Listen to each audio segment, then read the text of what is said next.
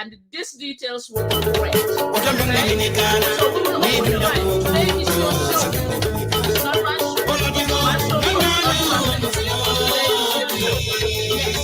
if I'm loud and clear, we are good to go. We are good to go. We are starting the show right now. I will welcome our guest, Brother Dabakh. Yes. You are welcome to Binto Media Network. We just roll out. You are the luckiest guy. You are the luckiest man with our new show today. Your voice, your vote. What do you think about this name? When we say Binto Media Network, we say your voice, your vote. Yeah, first and foremost, I extend my greetings to yourself and my co-panelists and also those people watching wherever they are throughout the world, those in Gambia and those in the diaspora. And also seize the opportunity to congratulate all those candidates who participated in the electoral process, both those who succeeded and those who fall short. Because at the end of the day, I think they all played a part towards the process. And election is a process and every player matters. So for me, I think we congratulate all of them. And then those who didn't make it this time, hard luck. And I think it's a lesson learned and probably next time they will do it better. Okay, the name, your voice, your vote, I think you couldn't have a better name than that. You know, because yes, we all have a voice, but our voice will not resonate, will not be completed if we don't go out there and then vote. And vote, not only vote, but vote for the right programs, vote for the right candidate, and vote because it's our civic duty and responsibility to express ourselves, because every Gambian has a role to play in choosing who we will entrust the affairs of the country in the next 5 years. Right. So elections are not just a child's play. They are something that is very much important. And also it's something that it's going to decide the fate of the country and its citizens in the next 5 years. So I think being involved within the process is very much important. So you couldn't have a better name than this. Yes, I appreciate you coming in. And we will be here for a minute. We have other callers that we will call and we will like to hear from them. Jaye will be my partner. Okay, Jaye, you are mute. Let me unmute you. Okay, we're trying to unmute Jaye, so he's not coming. Dabakh, Yes. What is your overall opinion about the nomination? Yeah, I think on my side, I say it comes up to IEC. I think I've been following Gambian elections since 1992, Okay. and I've participated in over 3 or 4 or 5 election cycles. Right. As a voter. So I think this year's election is one of the most organized elections that I've seen with regards to how the nomination was done at the Independent Electoral Commission.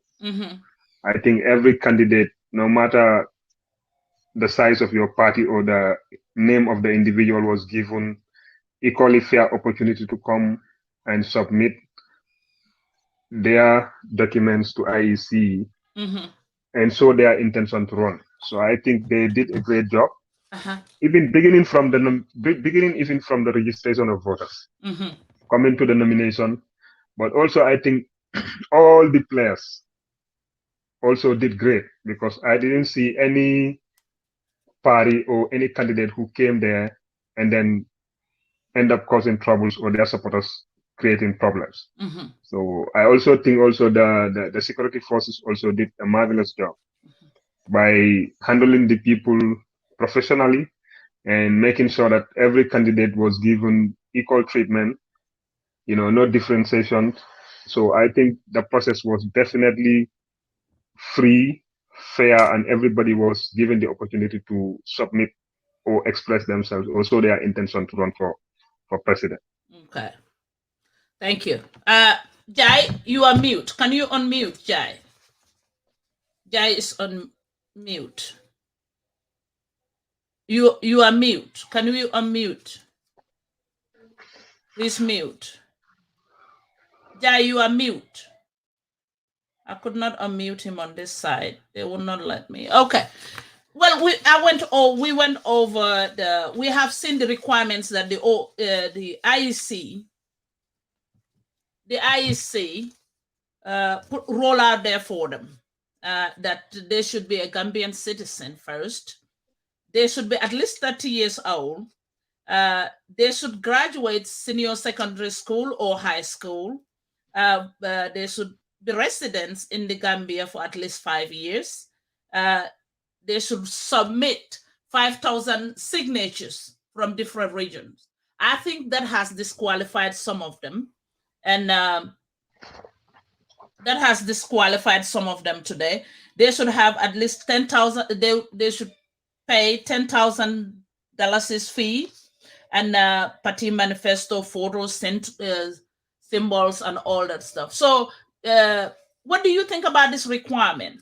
Some are saying that these requirements are too low to be voted in as a president. Yeah, easy. I am not the one who belongs to the school of thought that believes to be a good leader, one needs to be educated. I don't believe so. Okay. Because let's just take it from our families. We have seen very successful business people within our communities who have never gone to school, to the conventional school. And when we talk about education, it's not only the Western education, conventional school, that should be recognized as education. Those who went to Islamic school, the Arabic system of education, are also educated, because a lot of them would go up to university and graduate. Some of them become lawyers, some of them study on other fields. So you cannot just use education as a yardstick. And for me, when we talk about democracy, I think democracy is a process that should involve every citizen of the Gambia. So for me, what I believe is anybody who attained the age to vote has the right to be voted for, because that is what the Constitution says. So if you are trying to set certain parameters, it's like you are disenfranchising certain people within our group. And if you look at Gambia, majority of the people in Gambia did not attain university education. So which means a lot of them then would not have the opportunity to serve. And I always say, if education was the yardstick for how a country would develop, then Gambia would have been like Singapore by now. Right. Because you look at our civil service from 1965 to date, The kind of people that we have in our civil service are people with master's degree holders, PhD, ACCA, BA. These are highly qualified, educated people. You understand? So for me, I think it has nothing to do with education, but I think it has more to do with the level of mindset of our people and how patriotic and how nationalistic we are towards the affairs of the country. And it doesn't matter. Even if Barack Obama comes to be the president of the Gambia, if Gambians are not willing and ready to change our mindset and see the Gambia as a business enterprise that everybody is a shareholder, and in every business, every shareholder wants return value. They want return for their investment. Okay. But it's sad that a lot of our people focus mostly on themselves instead of the national interest. So for me, I don't think education is a yardstick. And another thing also, which I think people misunderstood, was it's not the responsibility of the Independent Electoral Commission to interpret the law. The interpretation of the law is the sole responsibility of the Supreme Court. So the role of the IEC is you have the Constitution, but also you have the Election Act. So these are conditions which are stipulated by the Constitution and the Election Act to say every candidate who wants to run for office must meet this criteria. So the role of the Independent Electoral Commission is to receive applications from potential candidates who want to stand, and then review to make sure they have met the minimum requirements to run for the office of the president. Okay. The next phase now is anybody who has an issue with a particular candidate can petition the Supreme Court to say this candidate, because of X, Y, Z, based on the Constitution, should not run for the office of the president. And then the Supreme Court will decide on the fate of that candidate. Okay. But IEC was just looking at the process, the conditions that are laid out by the Constitution to say X, Y, Z. You must be a Gambian. You must be an ordinary resident within the past 5 years. You must pay $10,000. You must submit 5,000 registered voters who nominated you. But in every region of the Gambia, at least you should be able to pick 200 people. Okay. You understand? Yes. So okay. These are some of just the criteria that a candidate needs to pass. Okay, thank you. I will tell the viewers, welcome to Binto Media Network.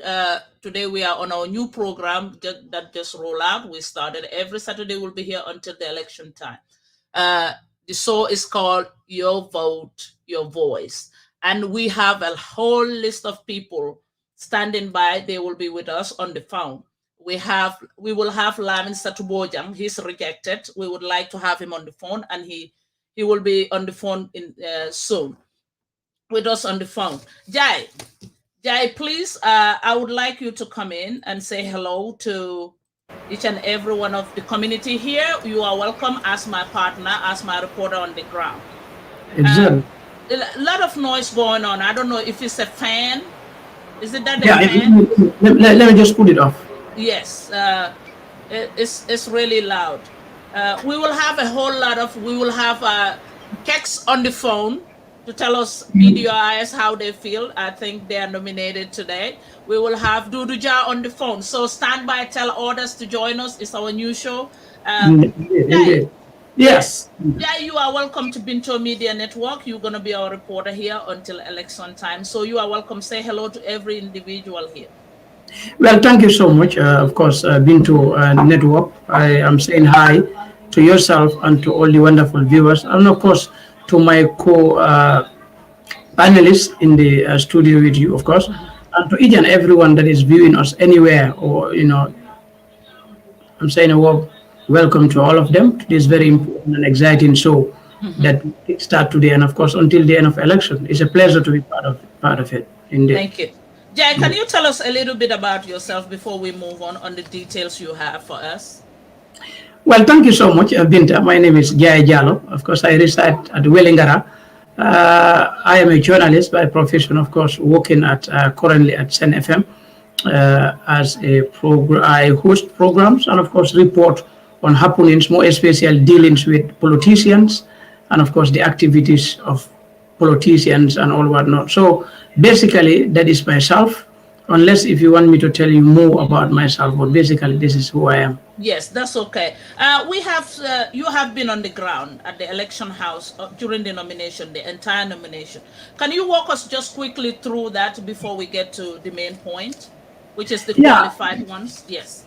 Yeah, thank you so much, Binta. It has been a very, very, very interesting, of course, one could say 1 week, sort of less than 1 week, or of course it's 1 week, because it started, the entire process started on the 30th of October 2021 on Saturday, and it ended on Friday. Of course, the activity was successful. Everything was going as planned. Of course, various aspirants, because we call them aspirants until today, we can now call them candidates because a list of qualified candidates has been released. So it was all successful.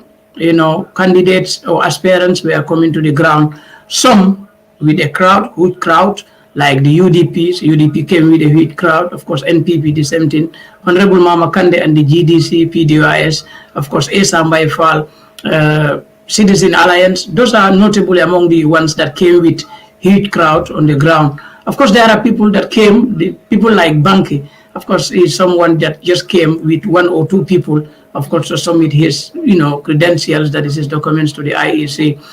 Okay, there are messages that each of these candidates will utter, of course, after being facing the IEC for 20 or 15 minutes, handing over your documents to the IEC during the process. Then you come back, at least spend 15 or 20 minutes of your time to answer some few questions from the media. That was the most interesting and enticing aspect of it, Binta. Unless if you want me to take you through to some of those interesting comments. Yes, let's quickly start.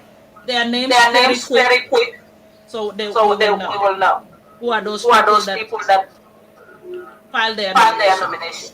Exactly, Binta, as you just mentioned, a lot of them, right from Saturday on the 30th of October, as I just told you before, a lot of them nominated sent in their nomination forms. Like Saturday, more notably, all the 4 aspirants that, of course, sent in their nomination form on the very day it opens were all independent candidates and independent aspirants. One of which was Joseph Hedjouf. Of course, he's part of the aspirants that, of course, send in or file in their nomination form. Marisol Jobate, Alaji Mamadou Kurang, and of course Matthew Gomez.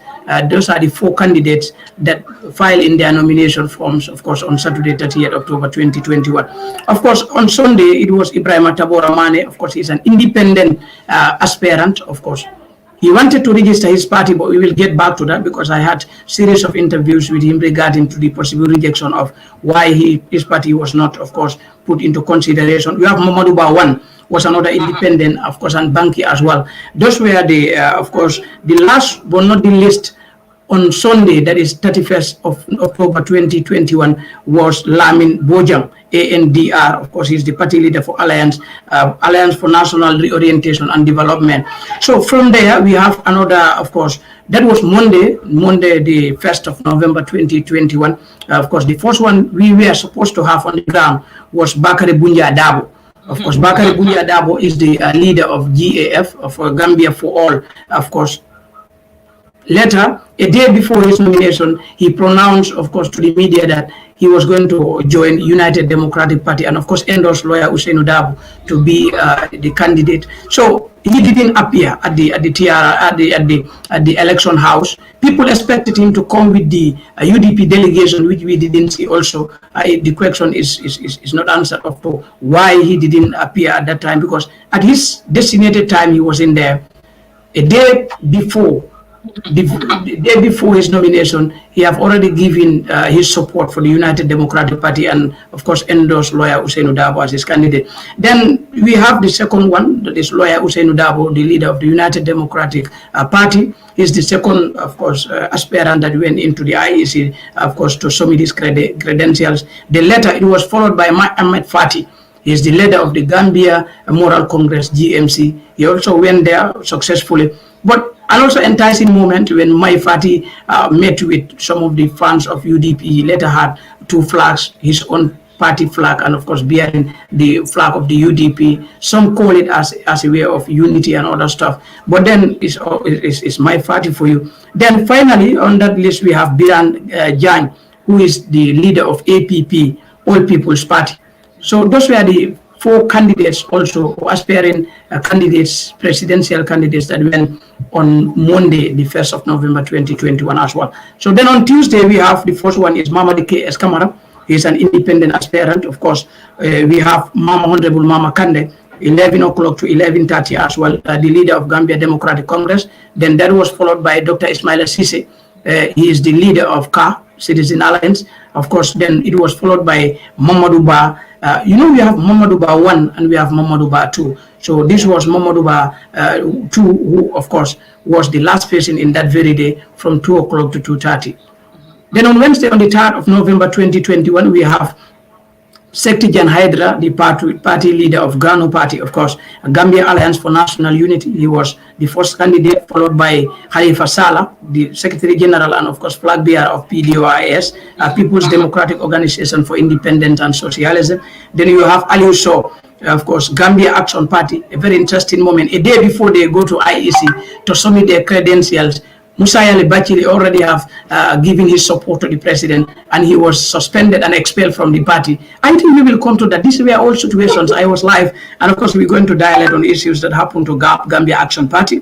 Then Tamser Jassi was the last candidate, of course, on Wednesday, that is on the 3rd of November 2021. He's also an independent aspiring candidate on that very day. So this is how the list goes on. Of course, Thursday was the day for Esambai Fall.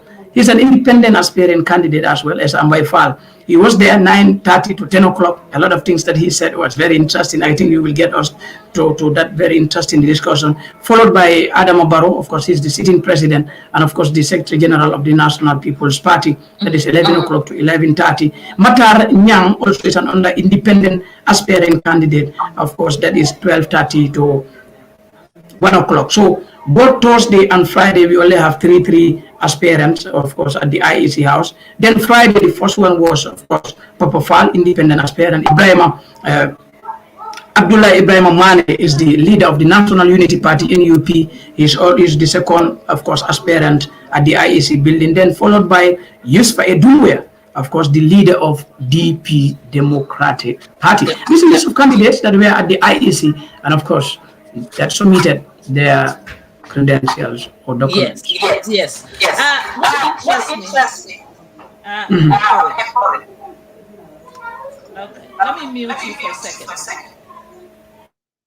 Okay, what interests me, Malik?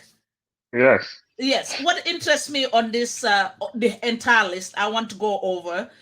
Marisak, she is the only woman that came forward to apply for this nomination. I think that she saw Gambian women and Gambian little girl that you can do it. Whatever men can do, we can do it. So I was happy for her. And Alaji Kurang was always was speaking about the youth empowerment. How he will train them, the skill and all that stuff, the information they give. But eventually, that the same Saturday, we see Matthew Gomez gave up. He said he withdrew his candidacy. So we have those 4. What do you think about those 4? Yeah, I think, okay, all of them, I would say, deserve commendation for just coming up to declare their intention to run for the office of the president. Like every Gambian, all of them have the same right to participate like all the players. But particularly Marisok, I know even though she knew when she was declaring it, she understood like Gambia is a very conservative country. And I don't think realistically we are ready for a female president yet because of so many things. Not because women are unqualified or incompetent to run the country, because I believe women leaders are more competent than men. But it has to do with religion, it has to do with cultural beliefs and all this stuff. So, but the fact that she has the guts and the audacity to just come out and participate in the process alone, I think was a stepping stone for some of the girls who aspire to be leaders in future, that they have a voice and they are a great player. And looking at the population of the Gambia, women are the greater number of our population are women.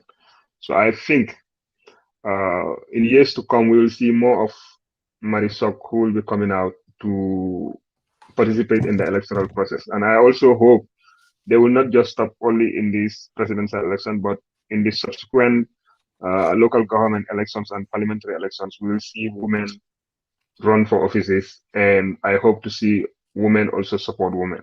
Okay. For Alaji Kurang, I think probably he just participated to got a platform to speak about things that he think needs to be discussed. But I don't think he was really prepared to cross the line. Like elections are not something that you need to joke about. There are a lot of issues that need to be done.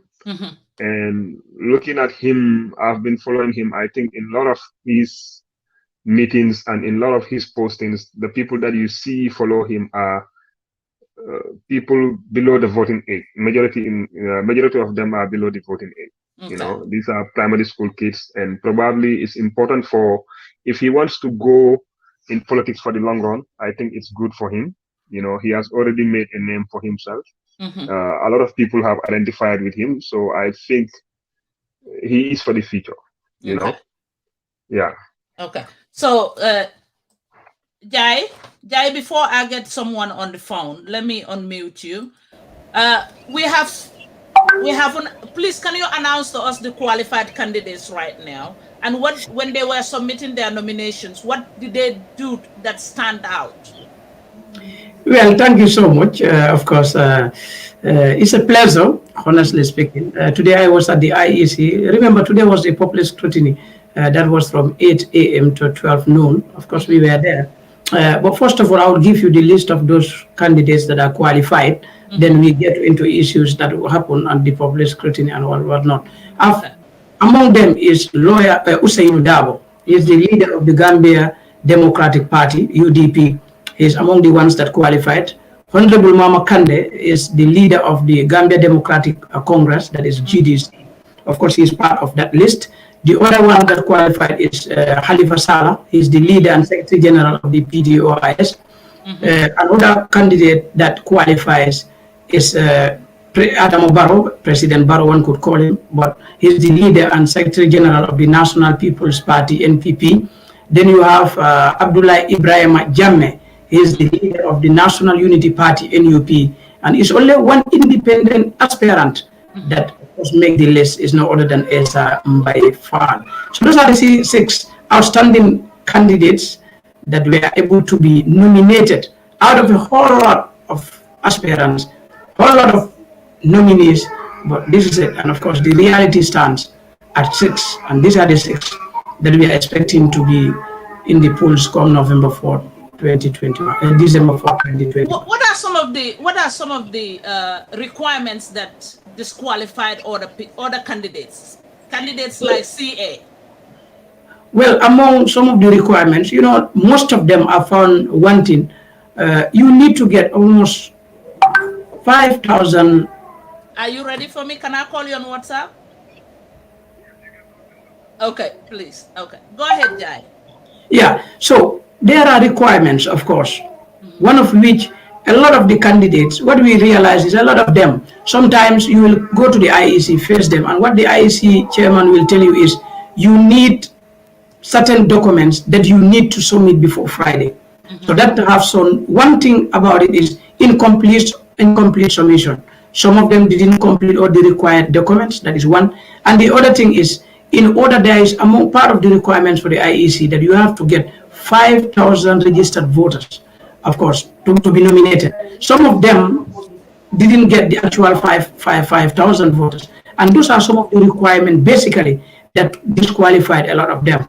Because we can all see when the IEC having interaction with most of these politicians and party leaders, or of course aspirants, you see a lot of them have huge, files or folders of documents, putting it before the IEC, because every section they need their documents in that aspect. So I think it's yes, let me distract you. We have General Lamin Satubojang, ANRD candidate, on the phone, and we would like to hear from him.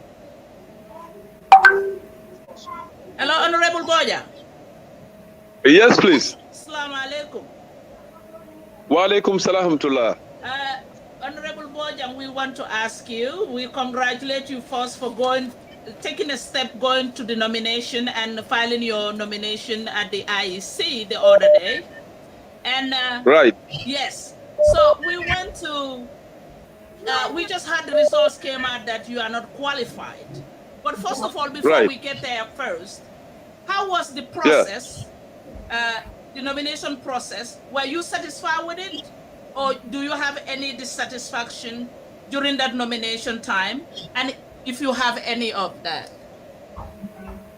Yeah, thank you very much, Binto. I am grateful to be here on your platform. And also, thank you very much for the acknowledgement and also congratulating us for going through the nomination process. We thank God, alhamdulillah. And it was a difficult process, but alhamdulillah, we were able to go through it. And yes, what you have made, the question that you have asked, I think the nomination process this year or this time around has been completely different from all other nomination processes.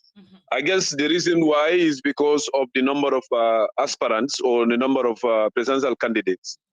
And we have also seen that presidential candidates have tried as much as possible to comply with the rules and also the requirements that were requested from the Independent Electoral Commission.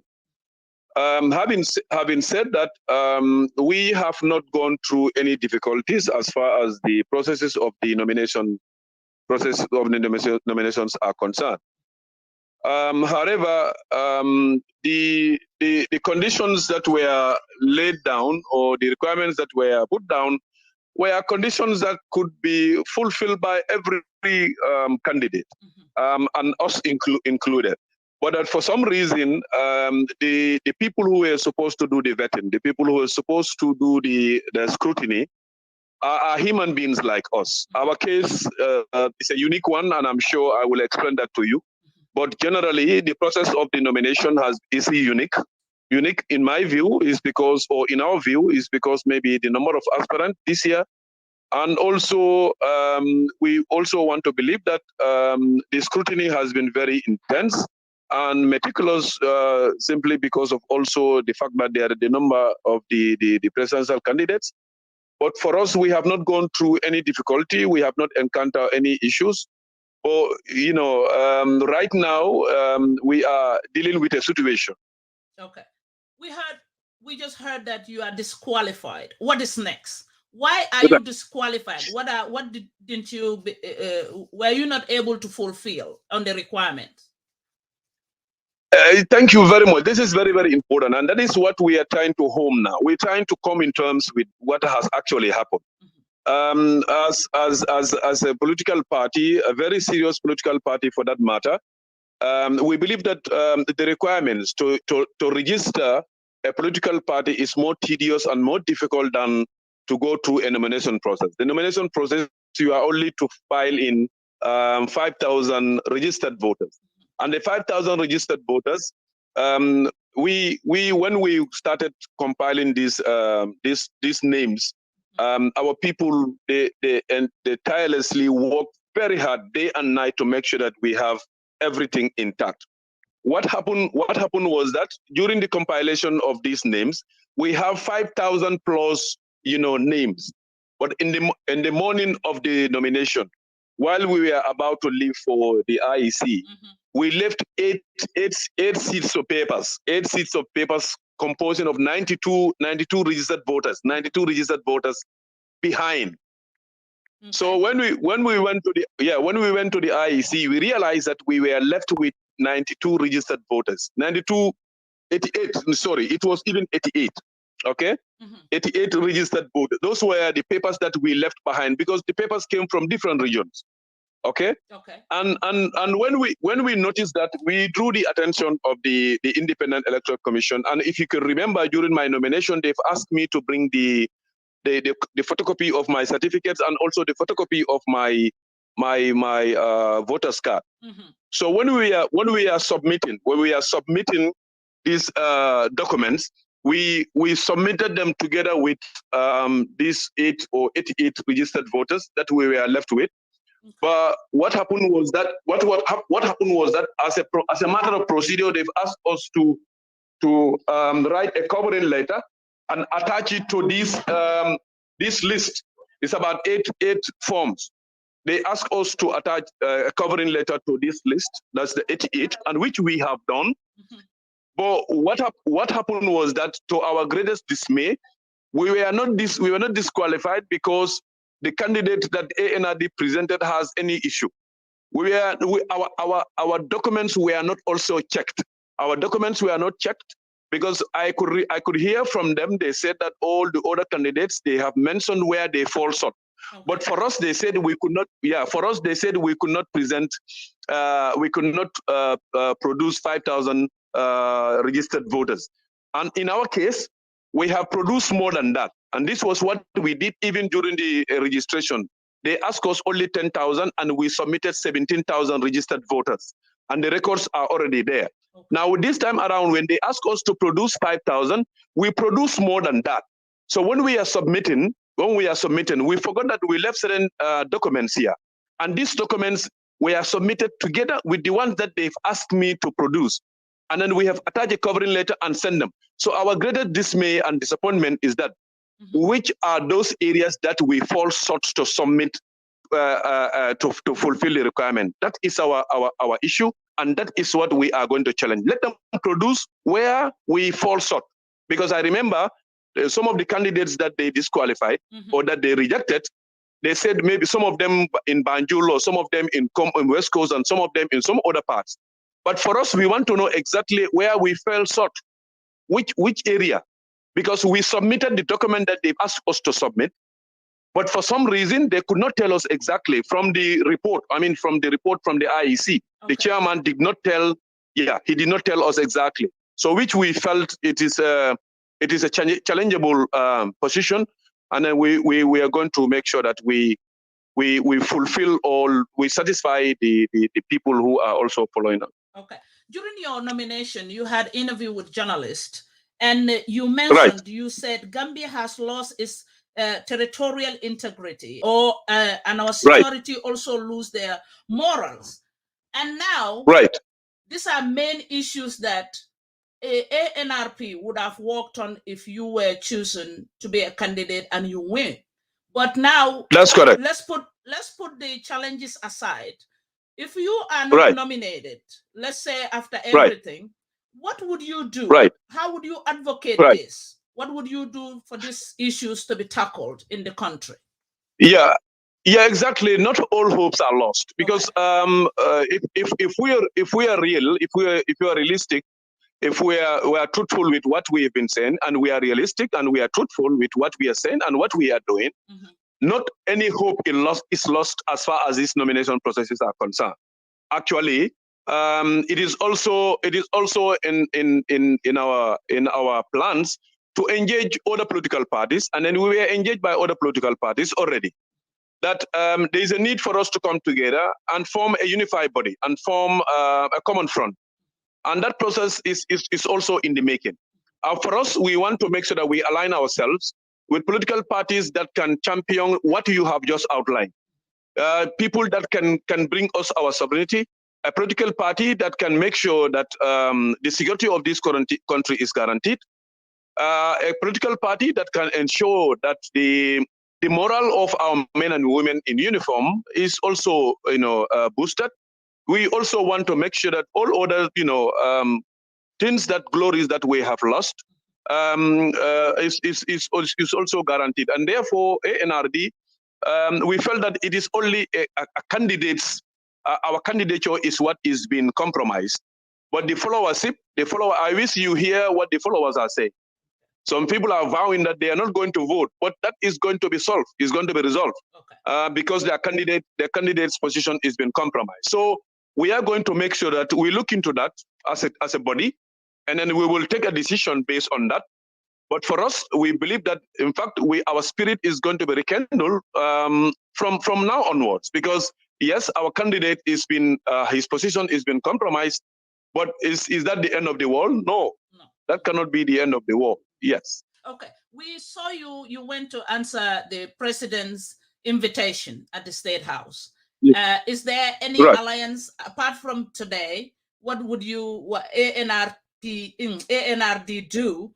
And second, before you go, I want you to give an advice to the security for a peaceful, secured election in the country. Those are the two questions. Thank you very much. Mm-hmm.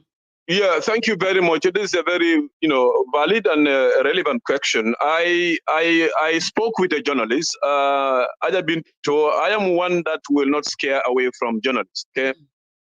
And I will not scare to share dissemination. Our belief is that involving journalists in our democratic dispensation is something that is necessary. And therefore, when I met Adama Barrow, the president of the Gambia, when I met him, he was one of the political leaders that we sat with. Political leaders since after our nomination, the very day of our nomination. I think I retired to bed very late, around 3 a.m. because I was engaged by different political parties. It was at night. That is why probably people did not see me interacting with them. Yes. But because the president also called me and I went to meet him, and a journalist called me and I said to the journalist that we as a political party, we have that freedom. Allow us to do what we're supposed to do. And then when it is right for us to come out to the public domain to disclose our position, we will do that. And the journalist, without my permission, went to the papers and published this discussion that I had with him, which I thought was unprofessional and then unethical. I believe that he has betrayed me, because I felt that this is a journalist I cannot run away from. But then I also told him exactly what happened, that we have engaged, different political parties engage us. So my going to the State House was just to go there and meet the president, and generally we discuss about politics.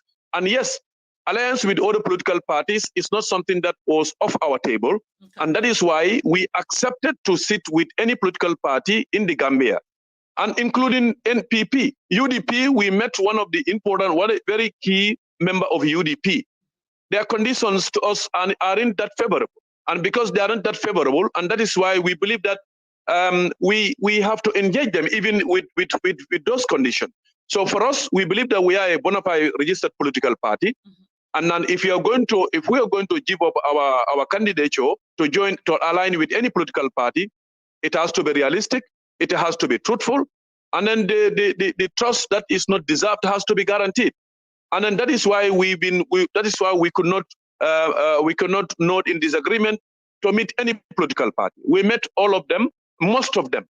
And then our meetings were mainly to discuss about possible coalition. Okay. And that is why I met also the President Adama Barrow. And our discussion centered around that same endeavor. And then, but the way the journalists portrayed at the public domain was so premature, and it was unprofessional and equally unethical, which really caught us off guard. Hopefully, we will know what goes on after.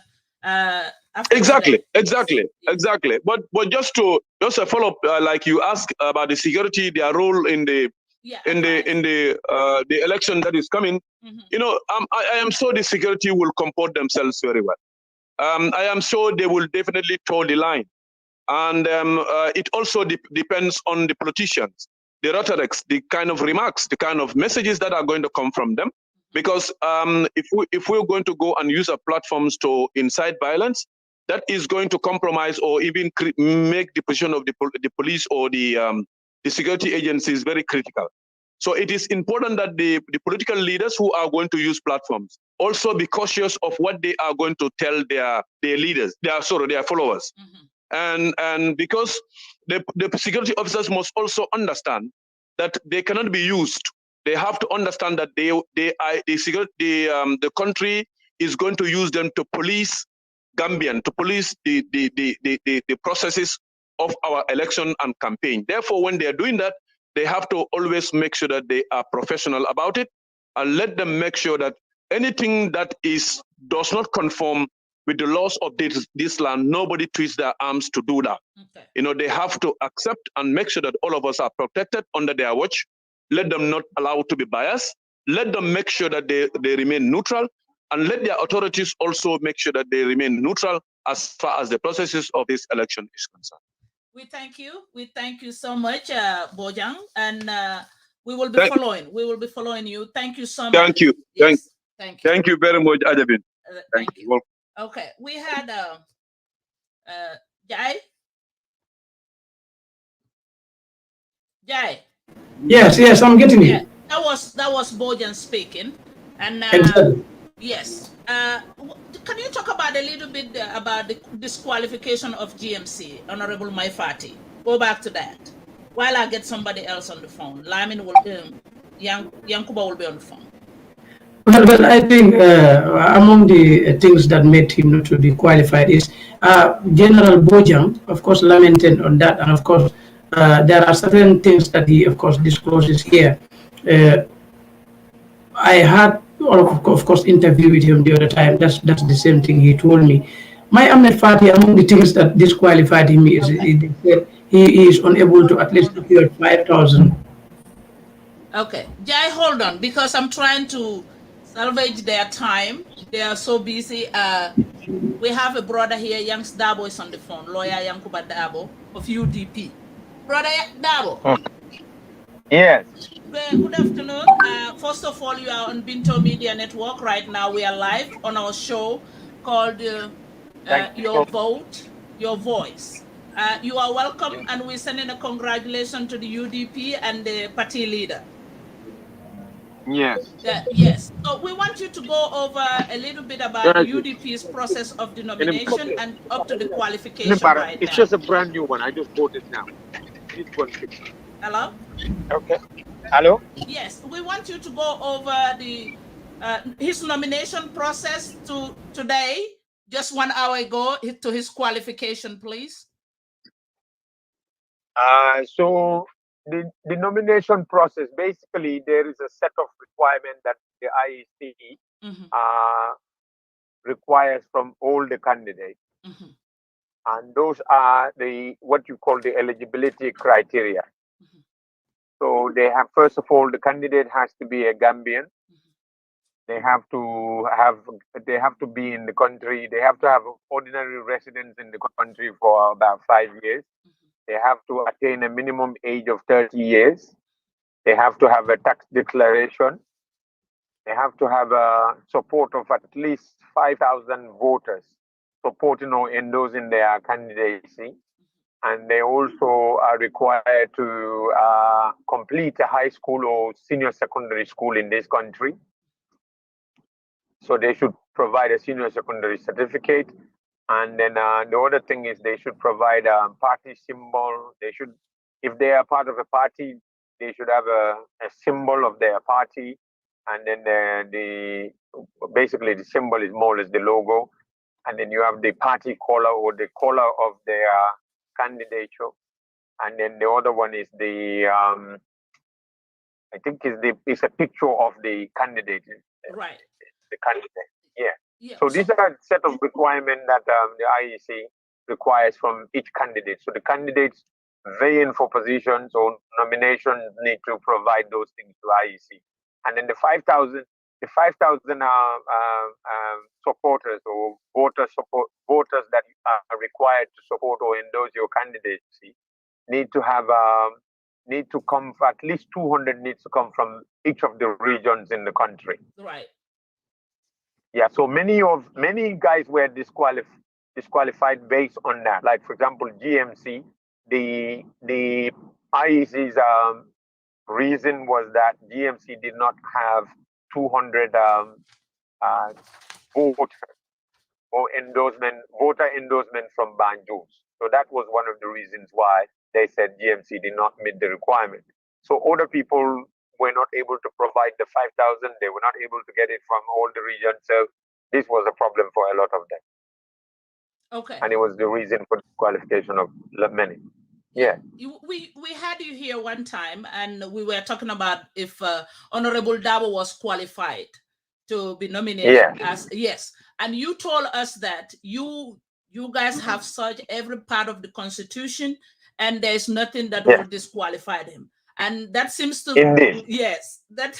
that seems to be that seems to come true today. So how exciting is the UDP, because they were so nervous about this nomination, and give us that emotion that they had. Oh, I think we've been through an emotional roller coaster in the last couple of weeks. It's been from one, and then, you know, the NPP had actually been engaged in this media misinformation of our guys to create the frustration, the confusion, and then the fear in our camp. And that was so bad. And unfortunately, they were using our own people, our own mouthpieces or vocal people to instill those fears in our people. And it was really heart-wrenching for a lot of people, because they were so scared. Because our people have waited for so long for this opportunity to have to vote for Lawyer Dabo to become their president. They've been very much looking forward to it. So the thought of that not happening is something that which many could not live with. And it was very difficult for a lot of them. So today, I believe a lot of our people will be able to sleep, and it has motivated them even more. It's like it rejuvenates that hope today. And I went to Mr. Dabo's house or residence, a pipeline. It's just almost instantaneously busted into some sort of euphoria, and people are being it's like people are coming from everywhere to come to the places. It's great. The feeling is great. We are so happy, and then it's like our campaign has started today. Okay, what will be the plan, your UDP's plan for the campaign preparation right now, and what advice would you have for the UDP camp for a peaceful process of this election, the campaign, everything about peace? Just the advice. Yes. Indeed. Yes. Our preparation, I think, and tomorrow our guys are meeting at the IEC to reconcile the campaign itineraries. Obviously, what the IEC doesn't want is to have a class where we don't end up having classes in various places. So various candidates will be given various routes so that we avoid any sort of classes between the campaign. I would advise our guys that this is our moment, is a big opportunity for us to prove to every Gambian that we are a peaceful party and we mean peace for this country, and that we want the prosperity of this nation. And obviously, that cannot be attained without peace. So we want to have peaceful elections, not just for ourselves, but for every other party. We want to campaign peacefully. We want to have a peaceful election, and we want to have peaceful post-election in the Gambia. We want to be able to embrace each other and then create a future that which NPP supporters, all the other candidate supporters will be able to enjoy, and then even regret why they did not support UDP at the election. That's what we want to prove to them, that we can make this country a better nation. We can end this fuel shortage that we have in this country at the moment, that people are scrambling to get fuel. That in itself is an indictment of this current government, their inefficiency and their ineffectiveness in governing, in managing our affairs, because they cannot even provide us fuel when we are about to go on campaigning. That is so bad. I think this country needs change, and it desperately needs one. And we are the best option for this country, for everyone, because we mean great for everyone.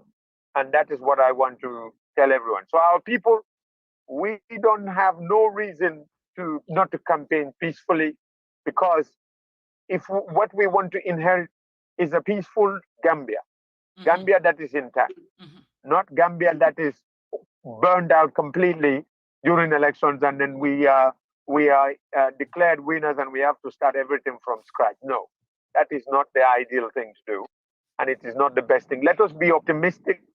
I told people Lawyer Darboe represents hopes, and that is the hope for a better Gambia, and that is the better Gambia we have to campaign for. We now need to convince everyone why Lawyer Darboe is the best candidate, and we can only do that in peace. Yes. Salam to everyone. We appreciate you. Congratulations, and you send our congratulations to the party leader, and good luck. Thank you for joining us. Thank you so much, and we look forward to being on your platform during the campaign period to be able to propagate our message and our manifesto to every Gambian in the diaspora, with the hope that they too in turn will be able to propagate it to their loved ones in the Gambia. Thank you, Binto, my sister. Yes, we'll come for you. Thank you. So we have thank you. We have Youngs Darboe, Jaye, yes. We have Youngs and Dabakh. We just had Youngs on the phone. So I want to hear you guys. What do you guys think about those two callers that we had? We had Lamin, Bojang, and Youngs. Before we had the other two more callers. I think, to my own scene, I will start with Youngs. Today I interacted with him. Of course, I had interview with him at the election house. Exactly what he told you is the same thing that what he told me before. The most enticing thing was IEC giving Gambians 5 minutes to go and vet 21 different, of course, aspirants' documents or credentials. He was not satisfied with it. In fact, he gave me a suggestion there. Before I come to his comment, this part of the suggestions that he gave was that next time IEC should bring all these documents out, or even invite the journalists with their cameras. Each and every file should be at least separated. Every aspirant's file, the Gambians need to see. He said the purpose of public scrutiny is for the Gambians to see. In fact, it's important that the journalists go and cover it and, of course, put things on camera. Coming back to his comment, I think they were very much comfortable that because he himself, the flag bearer and the Secretary General of the UDP, Lawyer Usainu Darboe, in several occasions, he would, even in his nationwide tour, the time he went for, of course, to sell their 5-point agenda before the campaign, in most of their gathering, he would emphasize it to his supporters, to party sympathizers, that come this 4th December, he is going to be part and parcel of the candidates that will be elected in the country, and that he is already qualified. So there are certain things that, of course, we are worrying people. The tax evasion that he was accused of, he said he cleared that already. He have already settled that already, of course.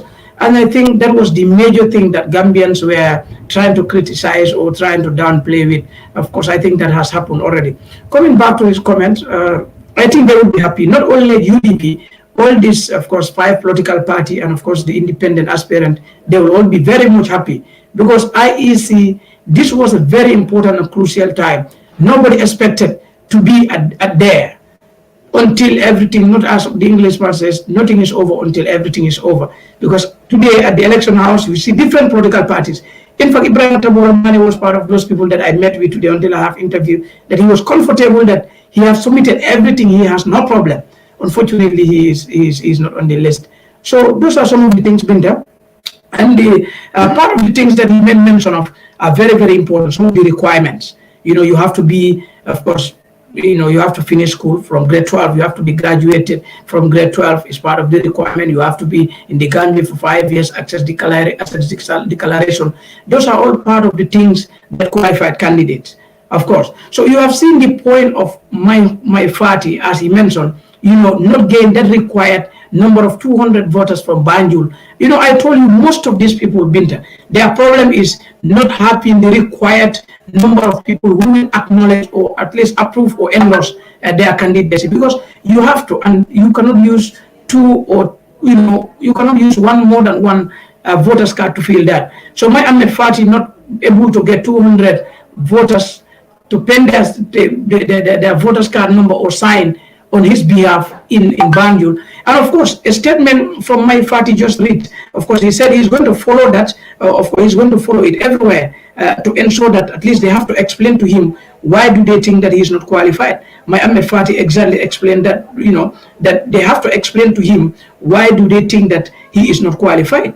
So I think he said he is urging all his supporters. The statement reads, he said, I am disappointed that the IEC claimed the reason for not accepting my nomination was because we didn't have the required number of 200 voters nomination from Banjul. This is inaccurate. The process is not yet over. All right. I will file an immediate appeal against the woeful decision. I am convinced that the improper decision will be reversed. I call on all GMC supporters and party sympathizers to remain calm. So it means he is ready already, and this is from his official Facebook that he have written this, that he is not accepting that as of now.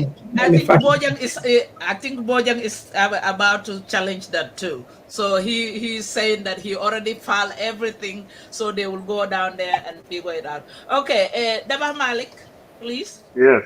Yes. You have the two callers. We had Bojang, we had Yangs. Yangs is in a good place, but Bojang is not in a good place. Honorable Maifati is on Facebook too. So what are your views on what they? I think Bojang and Maifati are yet to understand what the Election Act says. The IEC decision cannot be challenged. That one is gone. Once you are rejected by IEC, that's it. So what they can do now is candidates who are approved by IEC that they have met the criteria. Those are the people that people can petition at the Supreme Court. For example, like I've heard Jay spoke about Davos. Some of the people who are claiming about Davos tax issue.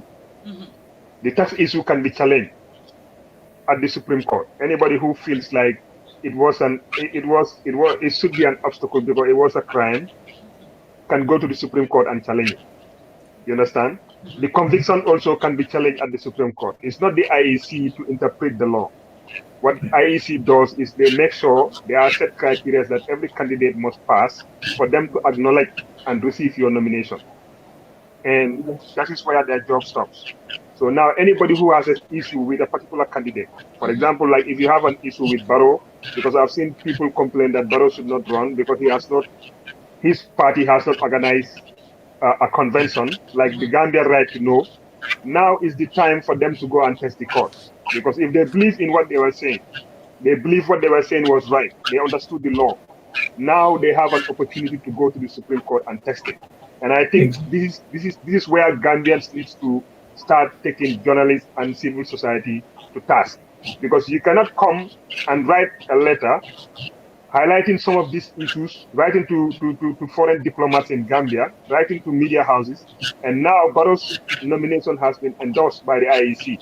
Now it becomes your responsibility to go to the Supreme Court and then challenge and bring out your evidence. If you don't do that, then I think the credibility of the Right to Know organization becomes an issue. Because you cannot, the law says he who asserts must prove. If you accuse anybody of something, it is your responsibility to come out and prove that what you are asserting is the right thing. So on Dabo's case, I think Lloyd Dabo is a lawyer. He's not just any ordinary lawyer. He's also a constitutional lawyer. I think he's one of the best constitutional lawyers in Gambia, as far as I know. He has been in politics since 1996. He has been participating in the process. So he understands what the process and what the requirements were. So for me, I've never doubted from the onset that what the requirements that is needed for him to pass, he was going to make it. Where I have a question is whether Gambians will go to the Supreme Court and challenge some of the issues that they've been talking on social media. And I always tell people, social media is not a court. Social media cannot do anything. All what it can do is for you guys to be there and rant and make judgments and talk about people, but that has no legal ramification towards the individual. So now is an opportunity, and I think for us to strengthen our democracy, it's important some of these issues are tested at the courts. We have seen when the nomination was done, people made a lot of accusations that non-Gambians were registered.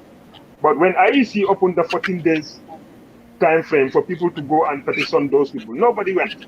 Not a single individual went to IEC to say Mr. X was registered and he's not qualified, or she is not qualified to be registered because he or she is not a Gambian or does not meet the criteria to acquire a Gambian's voter's card. So now, if that process passes, those people now are qualified to go and vote. So nobody can stop them from voting. And if they vote to whoever candidate that they voted for, when the results are announced and their candidate wins, then people will start coming back to social media and they said, okay, the election was rigged because you have a lot of non-Gambians who are registered. But when you were given the opportunity, you never went to challenge it. So I think it's important that Gambians also start making research about the laws of our countries and understand what their roles and responsibilities are. So for me, I never doubted that Dabo was going to pass through the process of the IEC. Where I have an issue was whether somebody was going to challenge his candidature at the Supreme Court. And if that is not done, then nobody should complain whatsoever. Okay. Thank you. Thank you. So we will have Dudu Jaye on the phone right now. Hello, Jaye. Yes, Sister Binta.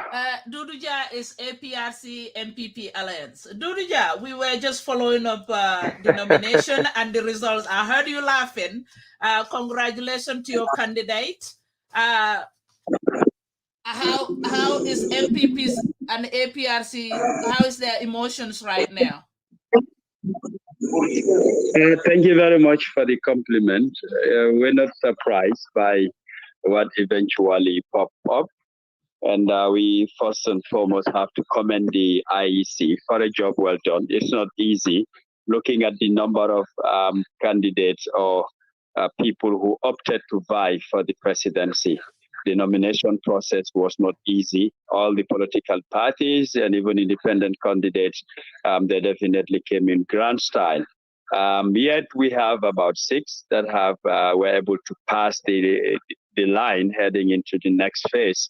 Yet still is politics. Those who are disqualified, as a candidate, it is over, but politically it's not over. They have opportunities to join other political parties or other candidates of their choice so that they will also continue to work with them, because politics is in their DNA. That's what they are up for. They cannot just throw the towel away and say it is all done and dusted. For the APRC and PP Alliance, we're very hopeful. And we believe a lot of these parties and even independent candidates who did not qualify, we will see what we can do to motivate them so that they will also join our camp, because we need everybody on board. We're talking about Gambia. Our doors are open for all. Yeah. I'm here with Dabakh Malick and Jaye Jallow. We were just talking about the challenges. Is there any issue you think that among all the 6 candidates, we might end up going to the courts? Oh, yeah, of course. First, my greetings to Brother Dabakh Malick. He's a friend, a brother, somebody I really cherish for his stance and contributions to country and to Gambians as a whole. I definitely appreciate him a lot. Brother Jaye, he's somebody I've had series of interviews with a very long time ago. He's very young. He's professional at what he does. I definitely admire his work ethics. And thank you, Sister Binta, for always having me on your platform. Of course, there will be challenges. It depends who is going to press the button. What I mean by that, first, when it comes to the case of GDC, the candidate, Honorable Mama candidate, there are a lot of questions being posed about his documentation, his qualifications.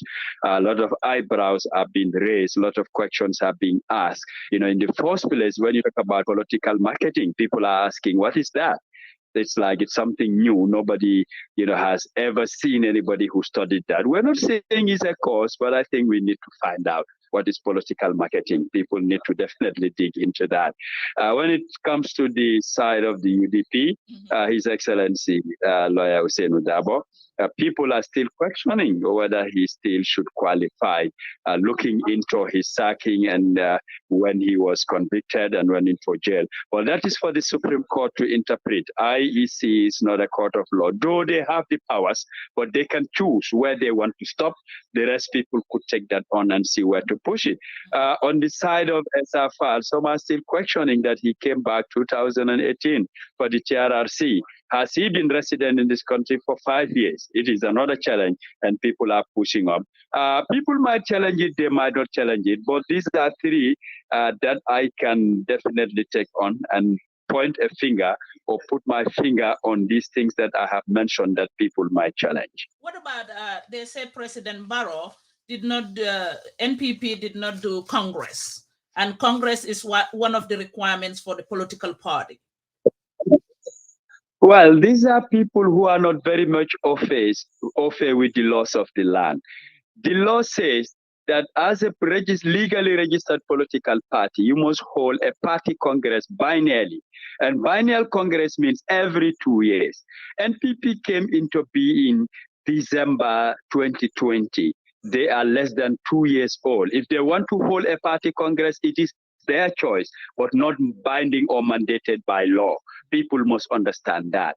And it's not part of the criteria to say for nomination, you must have gone into Congress. No, failing to hold a biennial Congress, the IEC has a right to either suspend the party or even ban you. If you are suspended or banned, you will not put up a candidate. So that has nothing to do with nomination.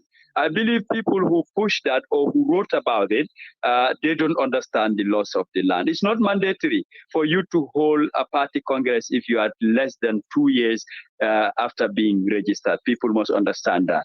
And Congress, that is a prerogative of the party. Nobody outside can dictate. If you talk about Congress, there are different ways of doing Congress.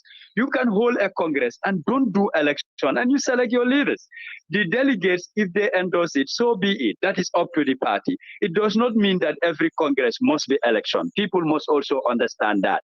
You know, it does not mean that anytime any party has a Congress, they must go into election. You go into election when people are vying or competing for positions. Like if you have 2 or more people vying for one position, then you must go into election.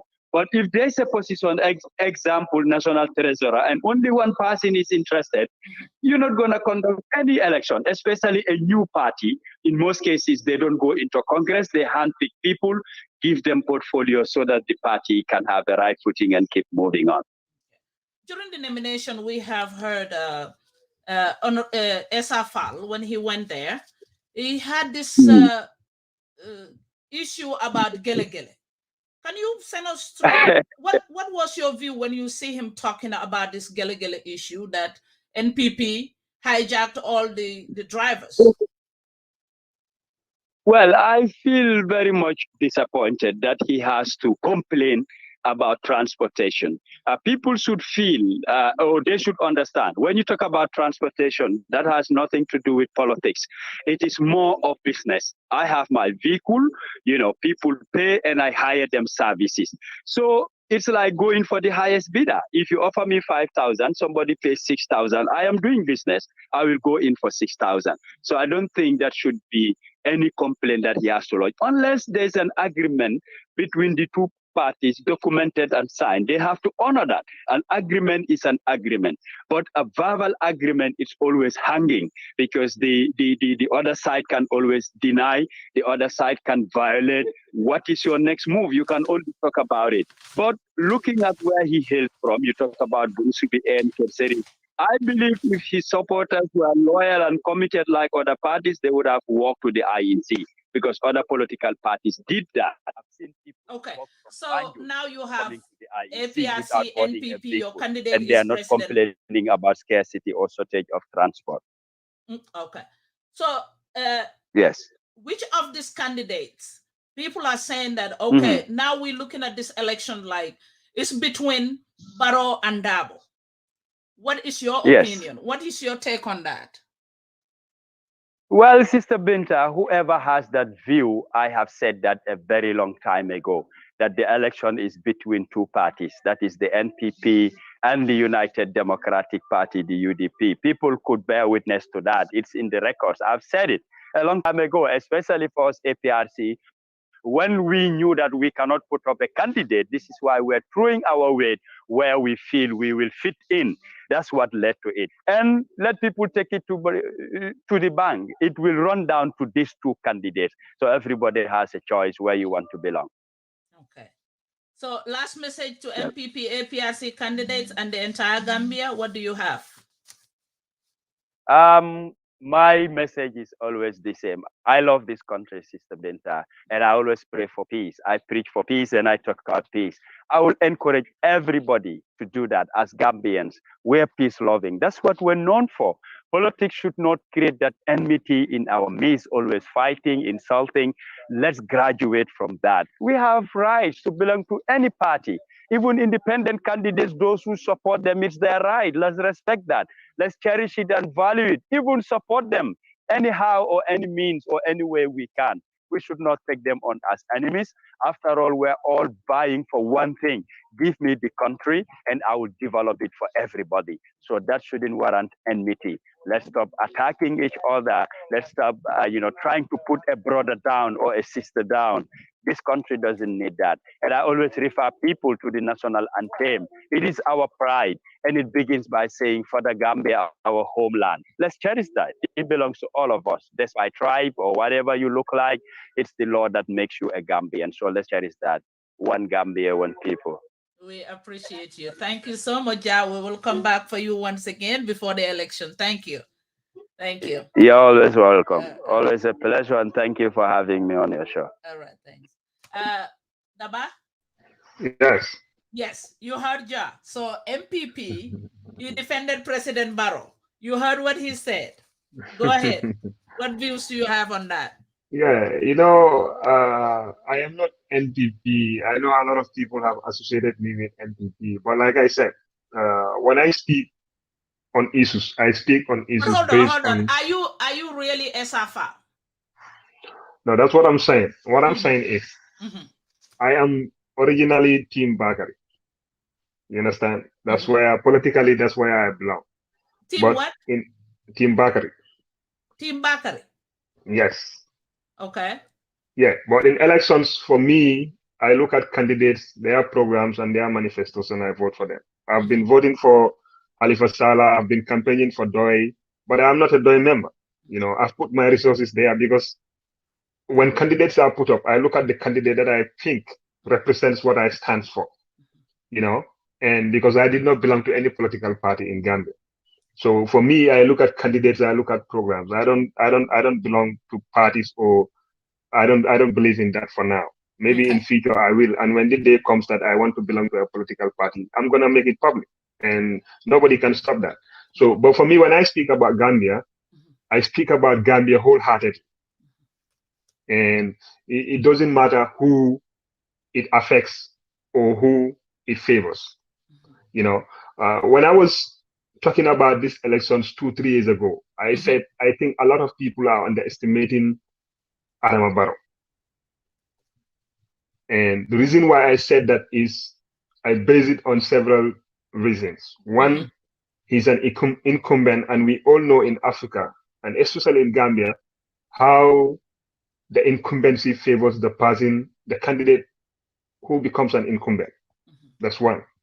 Two, you see, we accept it or not, people who work in government and are not sure of what change will bring, because usually when change comes, a lot of people are going to lose their jobs. So those people also, they tend to vote for continuity because that's what guarantees them employment. And these people come from families, they come from cabildos, they come from regions. So they will do everything possible to make sure the incumbent stays, because that is what favors them. Because the party that if a new party comes in, that party also is going to fire a lot of people and then bring in their people, because they have people that have been supporting them. Okay, and three, also, I believe in Gambia we have three types of voters. We have the older generation who believes, because of religion, they have this notion that majority of them, not all of them, but majority of them believes, a leader is chosen by God, and so long as he's chosen by God, when his time is over, God will remove him there. So they will never go against a government. They will never go against the ruling president. So they will always vote for that person. Okay, you have also people who are officially associated with political parties. It doesn't matter what they will vote for that political party's candidate. But also you have majority of people who do not belong to political party, and these people don't belong to any party. And that's where the fight is. And those are the people who are going to make the greater decision on election day, because these people don't belong to any political party, so they can vote for, they owe loyalty to nobody. So they can always vote for anybody that they want to. And if people think Gambian voters are not sophisticated, they are joking. Because Gambians have been voting in elections since 1962. And most of the people that they underestimate, and that is the people who have not gone through the conventional education, white-collar education system. These are the people that have been running our politics since 1962 today. And it's sad that a lot of these candidates are underestimating these people. Because when you talk about them, a lot of people think, oh no, they are not educated, they cannot do this. But I always say Gambian politics have been run by these people who made Jawara who he became. No. Yaya Jammeh, the same thing. Adama Barrow also the same thing. You look at Adama Barrow's team, who are the real politicians who are down there on the ground doing it for him. It's the people like Dusano, Sidi Jaye. These are the people that are doing it for him. Okay, in terms of education, their educational level may not be that up high, but they are very much sophisticated, more than some of the people who are holding PhD and master's degree when it comes to grassroots politics. And in politics, it's the numbers that matters. And in Gambia, a lot of the people who vote, they vote because of the way people resonate and align themselves with them. If you don't go to them, they don't know you, they're not going to vote for you. If they have a funeral, you didn't go there, some of them will not vote for you. You don't give them t-shirts, some of them will not vote for you. These are Gambians are not focusing on, Gambian voters are not focusing on policies. You understand? The Gambian voter is a very few among us who focuses on policies, programs, and all this stuff. And that's why I said, we can focus on talking about policies. I have this, I have that. And people most in diaspora, they don't even go home to exactly. vote. yeah, because the thing is, like, they don't understand the realities of Gambian politics. If they understand and can relate with the realities of Gambian politics, they will understand that the ordinary Gambian is not looking for the kind of sophisticated program that you want to sell to them. What they are looking for is, you see, the basic things that the Gambian need is when they have a leader who is very peaceful, most of the time that leader tend to stay for a very long time. Okay. The reason why Jawara was able to be in power for almost 30 years, we can all remember, I think in 1989, when Jawara said he was going to step down, you saw how people, the ordinary people, Gambia were crying, begging him. They say Gambia Jawarantam. Exactly. You understand? So they cannot imagine. Things changed when Jammeh came. In the beginning, he was very peaceful and everybody accepted him. But Jammeh also was paranoia. And what brought about the paranoia, especially the 2006 military coup that happened, really instilled fear in Jammeh. And you see, when somebody is paranoid, the only way that he can react is to show some signs of defiance and aggressiveness to counter the fear that is in him. And a lot of things that happened after 2006 military coup happened because there was too much fear at the seat of power. Because Jammeh was so much fearful of losing power, and it went to a point like he found it very difficult to trust people who were within him, surrounding him. So the only way that he could control that, to show that he can counter the fear in him, was to react negatively towards people. So these are the things, and I think, like, I agree with Duduja, unless and until, like, election is a day in politics is a very long day. I don't know what's going to happen, because some political parties are disqualified. Some candidates have been disqualified. Now we'll see a realignment of coalitions. So I don't know what is going to happen towards election day, but the party or the candidate who can build more coalitions stand a better chance of winning this election. Because this election is not about the second round voting. This election is about a winner takes all. So some of these candidates that people think they are not important, They come from families, they come from villages, they come from regions, and everybody knows regionalism and tribalism. Tribal politics, we cannot take it away from our Gambian politics. It is something that has been happening and will continue to happen, whether we like to talk about it or not. But it's something that is a reality, and nobody can take it from it. Take it from us. Let me speak to our team here, our community, Binto Media community. Please, if you want to call, this is open line. If you want to call and join us, the number is below our screen here. I'm here with our brother Dabakh Malick and Mr. Jaye Jallow. Please, the line is open. The number is right below. Let me read it to you. +1 678 3900539. You are free to call. We can discuss, we talk. What are your views? The nomination, the final results is out. The candidates, you can call to congratulate or tell us your disappointment, who you think should be on the list and they are not on the list. Okay, Jaye, I want you to go back and reflect on the disqualified ones. Who did you hear on that list? They say, well, he is not part of it, and your head went, oh my God, no, don't tell me.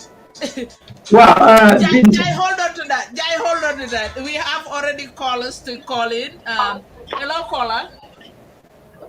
Yeah, assalamu alaikum, Binto. Alaikum salam. I cannot hear you. Can you, your voice up a little bit for me? You're not hearing me, Abi? Your name, please? Yeah, I'm Abdullah. Abdullah, you can join us. Your vote, your vote, your voice. Today, that's the new show we have every Saturday here. Yeah, we will be here every thank you Saturday. very much. You are welcome. Thank you very much. Yes. Thank you very much. Greetings to your panelists. That's Dabakh Malick and Jaye Jallow. So, and for Dabakh Malick, I really appreciate the way he's analyzing the things. And thank you very much, bro, for the job well done you are doing.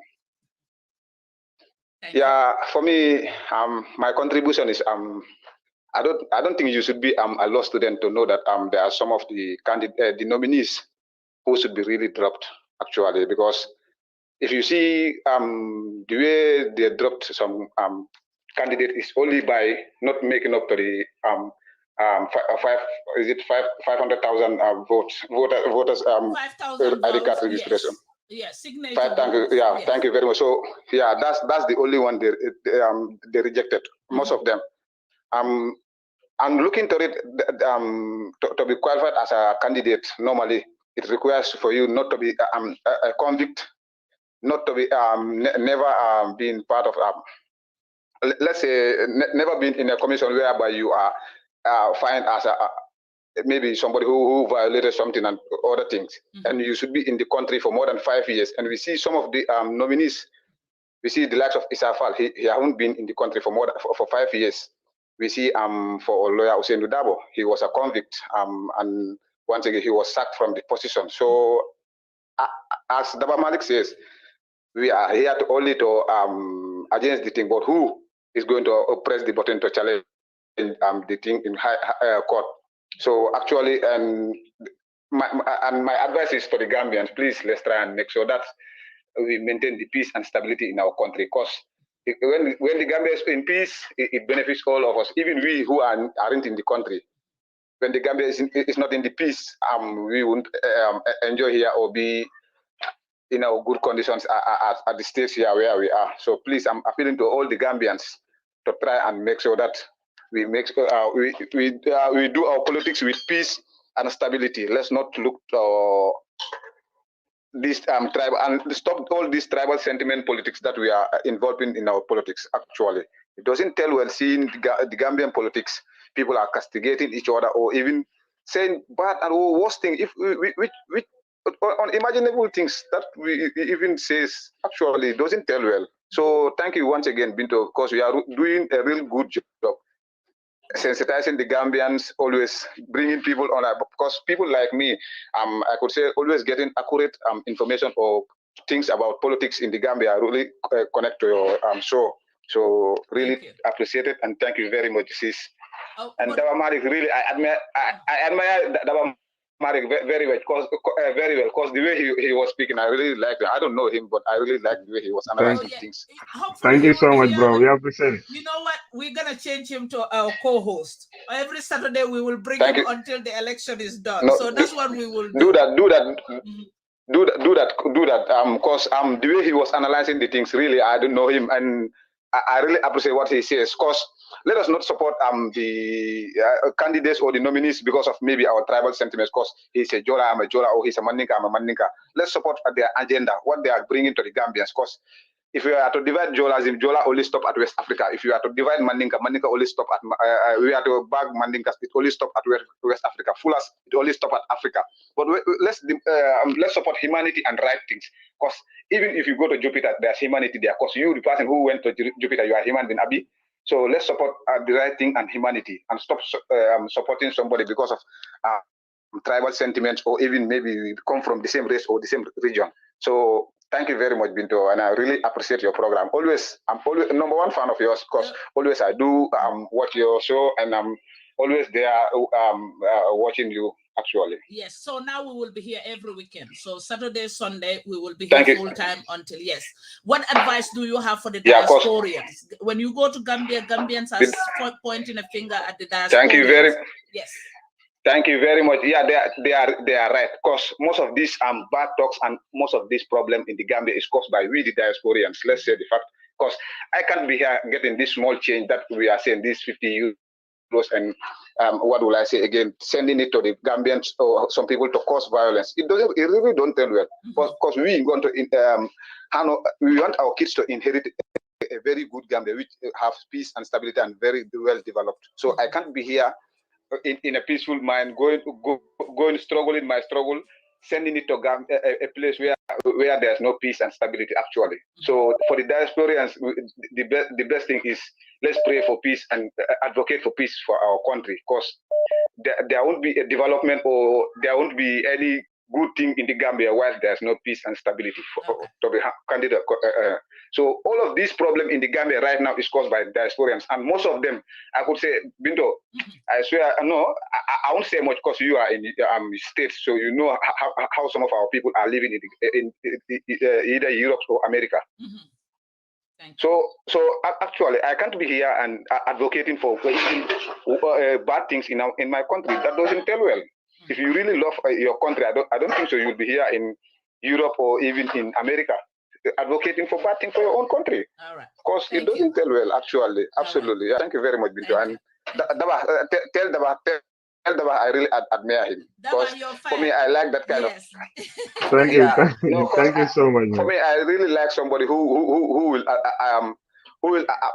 do you do tell things the way they are. Cause the cause of I was even hearing when he was explaining the cause of maybe Jammeh some misbehavior. Cause it was the fear of what people were doing to him and what other bad advice they were giving to him. Okay, thank you. Thank you. I know I personally will not tell you much of my relationship with Jammeh, but I know him very well. All right, and thank you. I know what caused most of other things here. Thank you very much. Thank you. Jai, go ahead. While I put this caller on the put him on hold. Caller, you hold up. Jai, let me unmute you. Who is that candidate? Caller, hold on. Yeah. Jai, go ahead. Yeah, that is of course among the candidates that a lot of people are disappointed in. Part of the list is Dr. Ismail Assise, no doubt about it, because I remember he's someone who have dual citizenship, of course, in Sweden and in the Gambia. Because of this election, then he have to forgo the one in Sweden. And of course, basically, when we had interview with him, that's what he told me. He said that is because he loved the Gambia, and of course, he is very young. You know, he has a lot of plans for the country. So unfortunately, and he is among those people that people rate at a high level because he's educated, no doubt about it. He got this stuff in his head. So he had two issues. One of which is a victim of my party as well. It's about these 200 voters for Banjul administrative area. And of course, he had problem with that. And of course, it's part, after having, in every administrative area, you need to get this 5,200 voters. At least you must get them to back your candidature. And from there, you must get this 5,000 in general perspective to submit that to the IEC. My Ahmed Fati is a victim of that. You heard him say that it's not correct, it's an inappropriate information. Dr. Cisse, of course, a lot of people expected that.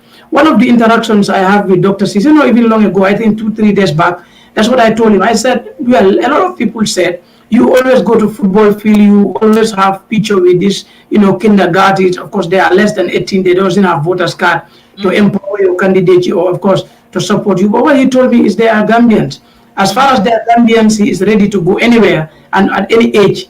So, but then we have seen, he is not qualified simply because he doesn't get the required 200, of course, voters from all the administrative areas. And of course, in a general context, he doesn't have the 5,000 voters that are supposed to back him for his candidature. That's exactly the same explanation applies to my party, the 200 for the Banjul administrative area. It happens to him as well.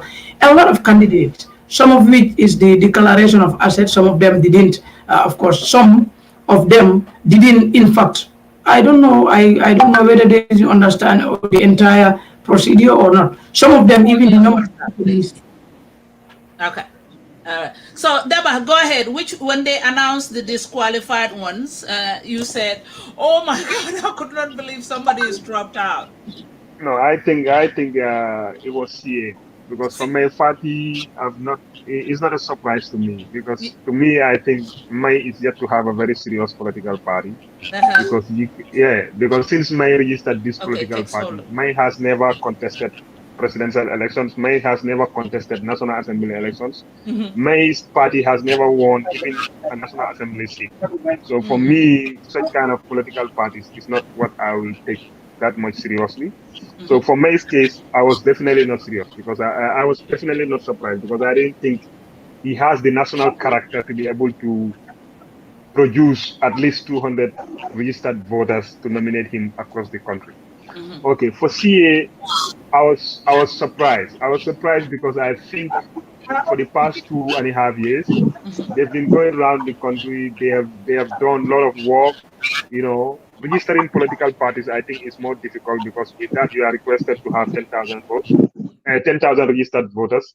So for me, I was thinking like where I was thinking if Doctor was going to be disqualified, probably might have been the dual citizenship. But for me, I think if he goes to a point of relinquishing his Swedish citizenship, which is more complicated, I think they should have been more careful to look at the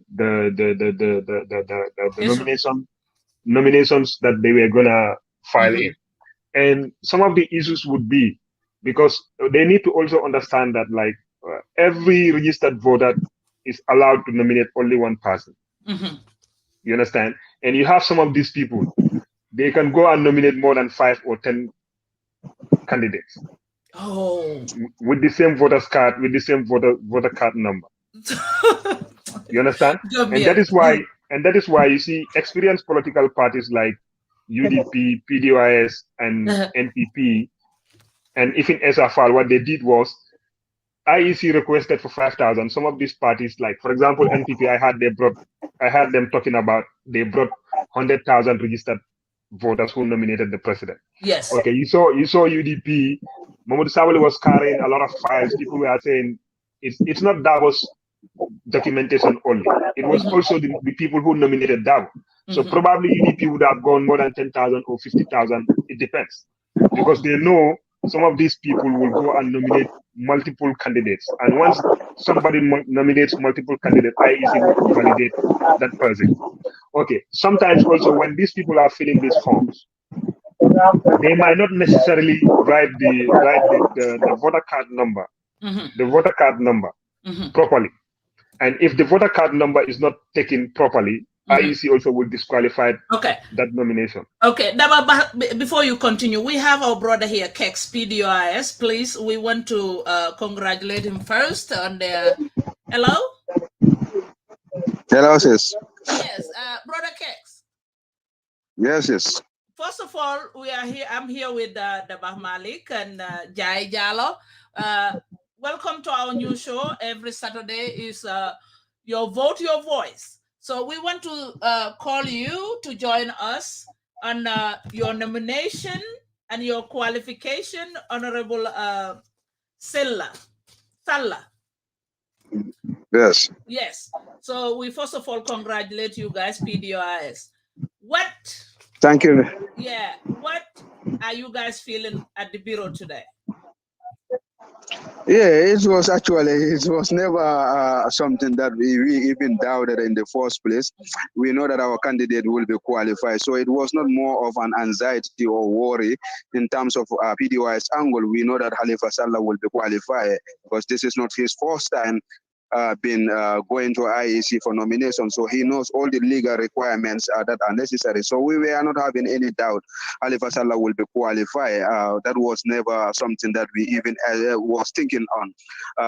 We take it with good faith, and we thank the IEC for showing maturity and fairness since the inception of the nomination up to today, that they have finally given the Gambian people, out of the 25 candidates, they have put it down up to 6 candidates and disqualify almost 15 candidates, whilst others withdraw their nomination. So it has been a very good process so far, but this is not the end of everything. Still now, even those who are qualified can be challenged by any individual or even by a party, can challenge their qualification, whilst those who are rejected to can challenge, in the court to say that, the IEC doesn't act in accordance with the law. So still now, this is not the end of everything. Still now, there is room for people to challenge about decisions. So it is not the end of everything, and we see what will be the outcome. But thank you very much, and we congratulate all those who are qualified to contest for the election, and those who did not meet the requirements, to say hard luck and good luck next time.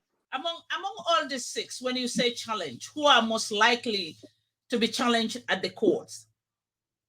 And why? No, any of them can be challenged. It depends on what ground do you have against them. If President Barrow can be challenged, somebody can just jump up and have something that you feel like it's in line with the Constitution, and he didn't meet those criteria, and challenge him. Whilst Halifa Sallah, somebody could go into his asset and say that, okay, what he declared and what is there is not something, and they challenge it. Or you can even challenge the legality of some of the issues. Likewise, Asa Falwan could have said, okay, I have a doubt about his citizenship, whether he have or not. So all these things are issues that somebody can pick it up if you have a ground.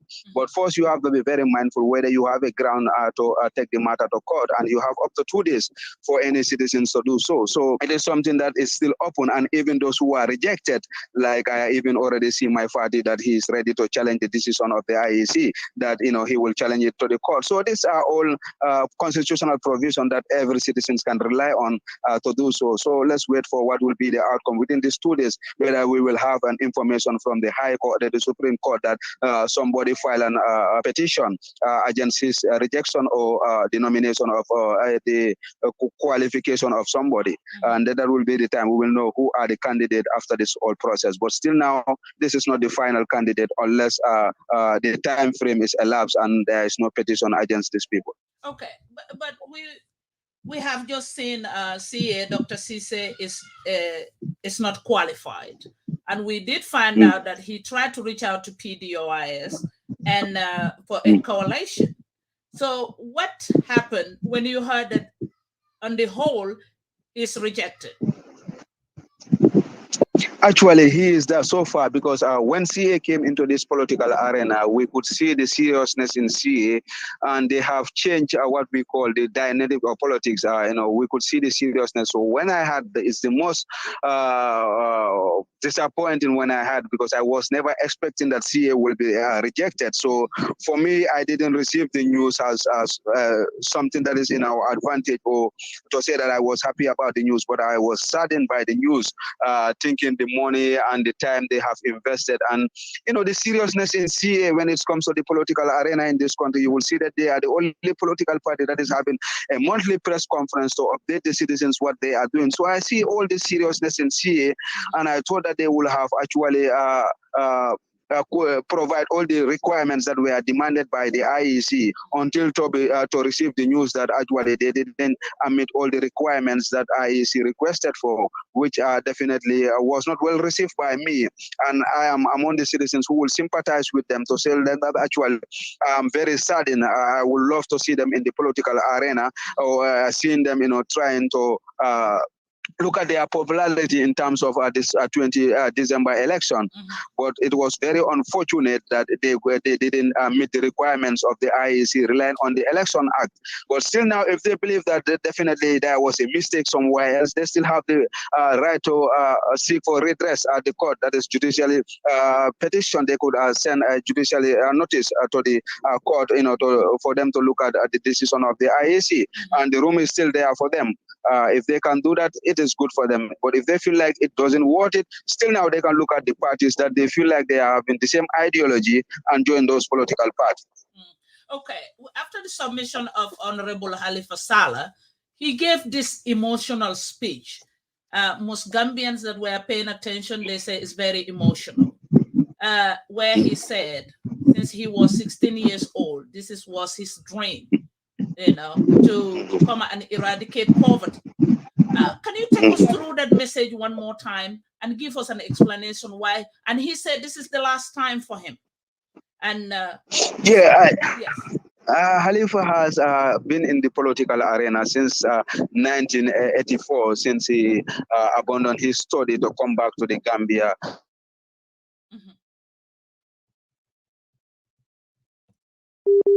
Okay, y'all give me a minute. He's coming up. His connection disappeared a little bit. Callers, y'all can hold on for me.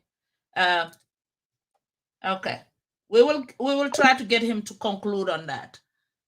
Okay, Jai, go ahead. About CA, were you on CA? Yeah, exactly. I was on CA as well.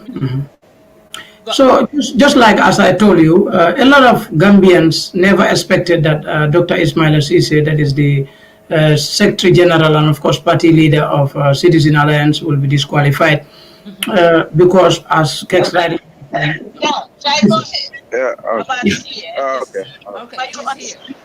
All right. So one would never expect it. Hold on. Let him wrap up. Yes. Yeah, so it was very emotional. This man has dedicated his entire life for the liberation of this country. I could remember so many, one day we were searching some of his papers, and I came across so many international appointments that has been offered to this man to go and serve other institutions, but he is deliberately...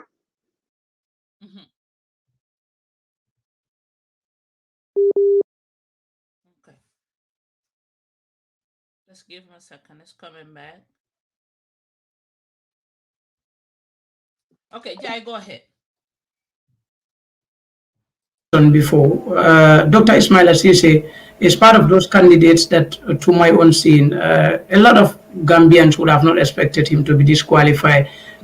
We have been, of course, up and down, door-to-door politics, going to meet people in their homes, in the streets, in football grounds, in all four corners of this country. But when I had a lot of interviews with him, what he will confirm to me is that the Gambians are ready for change, and of course they are really in support of him, more especially the younger generation. Remember, he was a lecturer at the university, the highest tertiary institution in the country. So one expected that a lot of young people will rally behind him because, number one, he is very young, and number two, he has been teaching at that very high level. So, but then not at least having those 200 registered voters to back up your nomination Maybe he will come out and explain. So that is one side. And the other one that I feel could have not expected him to this thing is Ibrahim Tabora Mane. He was at the IEC today. We met, of course, I had interview with him. What he told me is he is 100% confident that he wouldn't have any issue with IEC. Everything that is required is been submitted. That's what he told me in the interview, during the interview. So when I was surprised to see his name under the list of those who are disqualified, after confirming to me the very day that he filed in his nomination, I had him on my program live. I asked him, he said he have filed in all the necessary documents to the IEC. Then the second time, that is the 2-3 days after, we also have, of course, had breakthrough in my program, in my show, morning show. Of course, he confirmed to me that what I told you earlier on, the same thing. Today, I saw him at the IEC. Well, I told him, sir, you are part of the aspirant. Why are you here? He said he just come to see how things are, but he have that 100% confidence in IEC. Very surprising. During the day today, he was in the morning towards 12. He had 100% confidence in IEC. I don't know whether that would change because he's not qualified or not. That is a big question mark that awaits. But what is more important to be another issue is my Ahmed Fati. My brother, like I mentioned, my Ahmed Fati, he have been into the political game, of course, yes. He's also a lawyer. He understood the expertise and, of course, some of the credibility of being a president. But as he mentioned, there is no National Assembly member that he have ever produced. And of course, if you come to council, even council, he have not produced that in the country. He have never contested on behalf of his own party. All that he do is to at least join with parties in coalition. So one could say possibly, you know, he is going to challenge it, as he mentioned in his Facebook page. I'm sure he's going to do that. And I'm pretty much sure that he's not going to be the only Gambian to challenge such a decision at the High Court. They are ready to do that. But now the question awaits, because the courts are here for everyone. We have seen situations where IEC is taken to court, and of course, you know, the result was in favor in them. You know, the issue of the mayoress of Banjul, Rohit Malik Law, of course, issuing attestation under, of course, the advice of the IEC. We have seen when the civil society take that issue to court, of course, what happened is she was told categorically clear that you doesn't have the mandate by law, of course, to do that. Let's see whether these aspiring candidates will also take that step. Mohamed Fati is the first one to be out, possibly before Monday. Of course, Binto, don't be surprised. You see a lot of them will come out and, of course, challenge this issue at court. You know, some will tell you, I, of course, have the total number of voters, 5,000 for the nomination. If you are forming a political party, that is more, that is a greater lot that you need to have after signatures of 10,000. I think those of these parties that are able to gather 10,000 voters to register a political party, getting 5,000 voters across to nominate you would have not been a problem if honestly you have genuine supporters. And 200 from every administrative area would have not been a challenge. But a lot of people will tell you that they are not surprised in the aspect of my party, because his party is not popular in the Gambia, to be frank enough. He's not, GMC is not a very, very widely followed political party in the country, due to their activities are very limited in the country. And of course, they have not been taking part into this National Assembly elections like the UDPs. How many candidates? Mama Kande just came within less than 5 years. He's able to put up 5 candidates at the National Assembly. PDOIs have been here for a number of years. They have been, have been at the National Assembly in and out. They have, of course, gathered 5 National Assembly members. The NRP is the same thing. They also got 5, and of course currently they have the minority leader at the National Assembly. And these are all parties, politicians that are here with my Ahmed Fati. How many, you know, very rarely you see him organize. What he organizes more often is press conference to inform the media what he is up to. But if you come to the political activities within the country, I am not sure he is getting into the political atmosphere. And my brother made mention of it. He said politics. Sometimes it doesn't actually mean you have to get those master's degrees. We have seen President Barrow, he doesn't have masters. President Jaye Jallow, the former president, is, of course, if it is from grade 12, and they get into, of course, to the army. Sadauda Kairaba Jawara, of course, one could say, yeah, he had that experience and expertise. He is well versed and, of course, educated. But one thing about Gambian politics, and one thing people need to understand about Gambian politics, I am not sure it's about having the PhDs, it's about gathering those, you know, certificates, going to even Oxford University. Sometimes in one point of time, Gambians are not interested in it. There is a way, there's a former, even this time, I was a little bit surprised.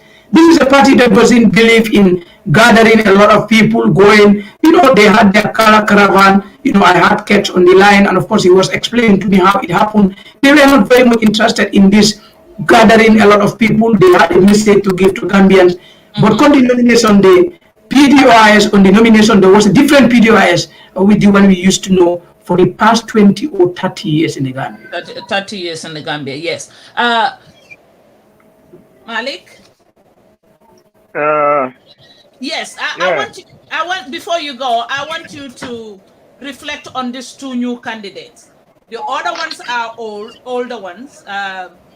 Even though President Barrow is a new political party, but these are the newest ones, which is Esafal and Ibrahima Jame. Is it Abla Ibrahima Jame? The NUP, yes. Yeah, I just wanted also to clarify something also. You know, what Gambians also need to understand is the law, two issues that a lot of Gambians are yet still to understand. And one is with regards to the minimum educational requirement to complete high school or senior secondary school. The law does not say you need to have 9 credits. The law did not say you need to have 9 failures, 9 Fs. The law just says you just need to complete, just need to graduate high school. So even if a candidate has 9 F, that is not going to stop the person from competing, from qualifying to participate in the election. Do you think we need to upgrade that a little bit? Maybe. Associate degree? Yeah, maybe. I think so. But that also does not guarantee a good leader. Okay. That is also not a guarantee that we are going to, we have seen leaders who are not that much educated, and today they are doing great for their countries. You know, Rwanda's president, Paul Kagame, is an example. You understand?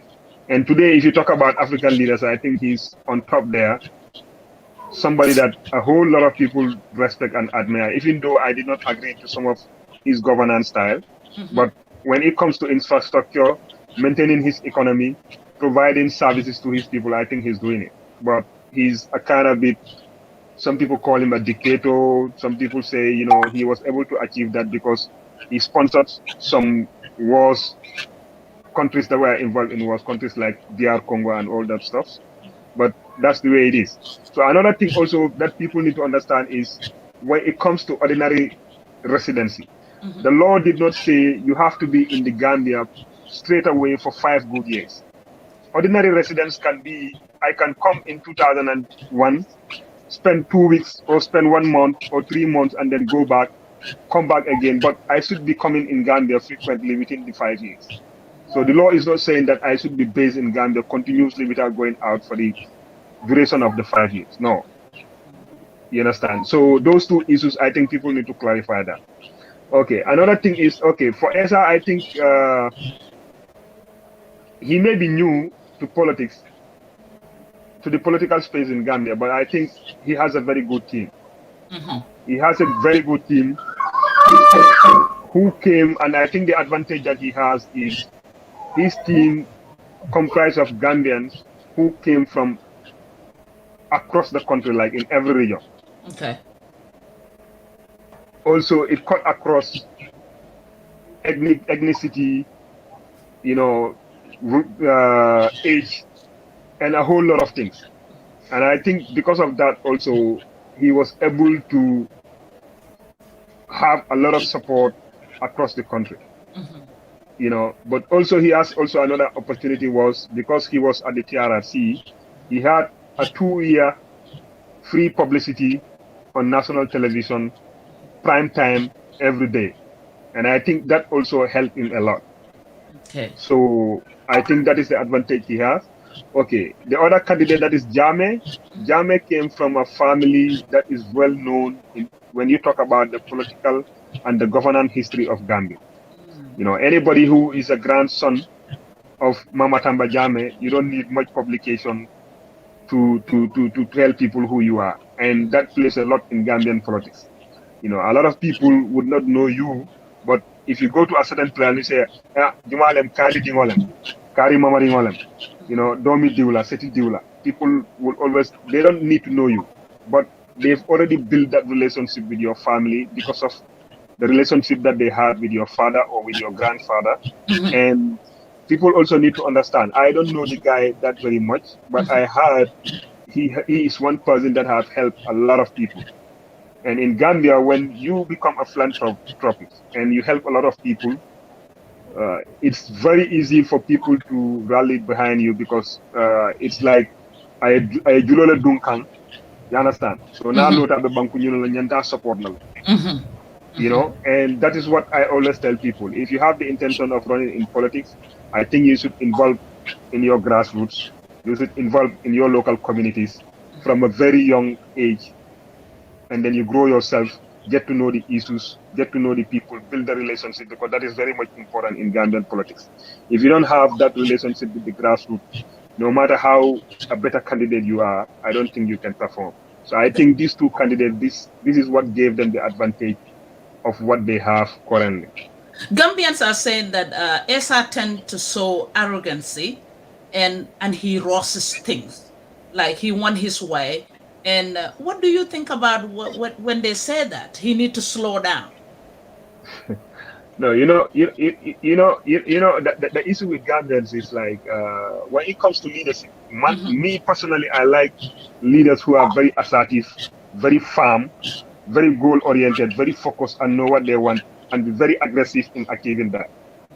But sadly in Gambia, like the way we are brought up to be this kind of a timid people, very shy, very humble, very respectful, and it goes up in a lot of things that we do.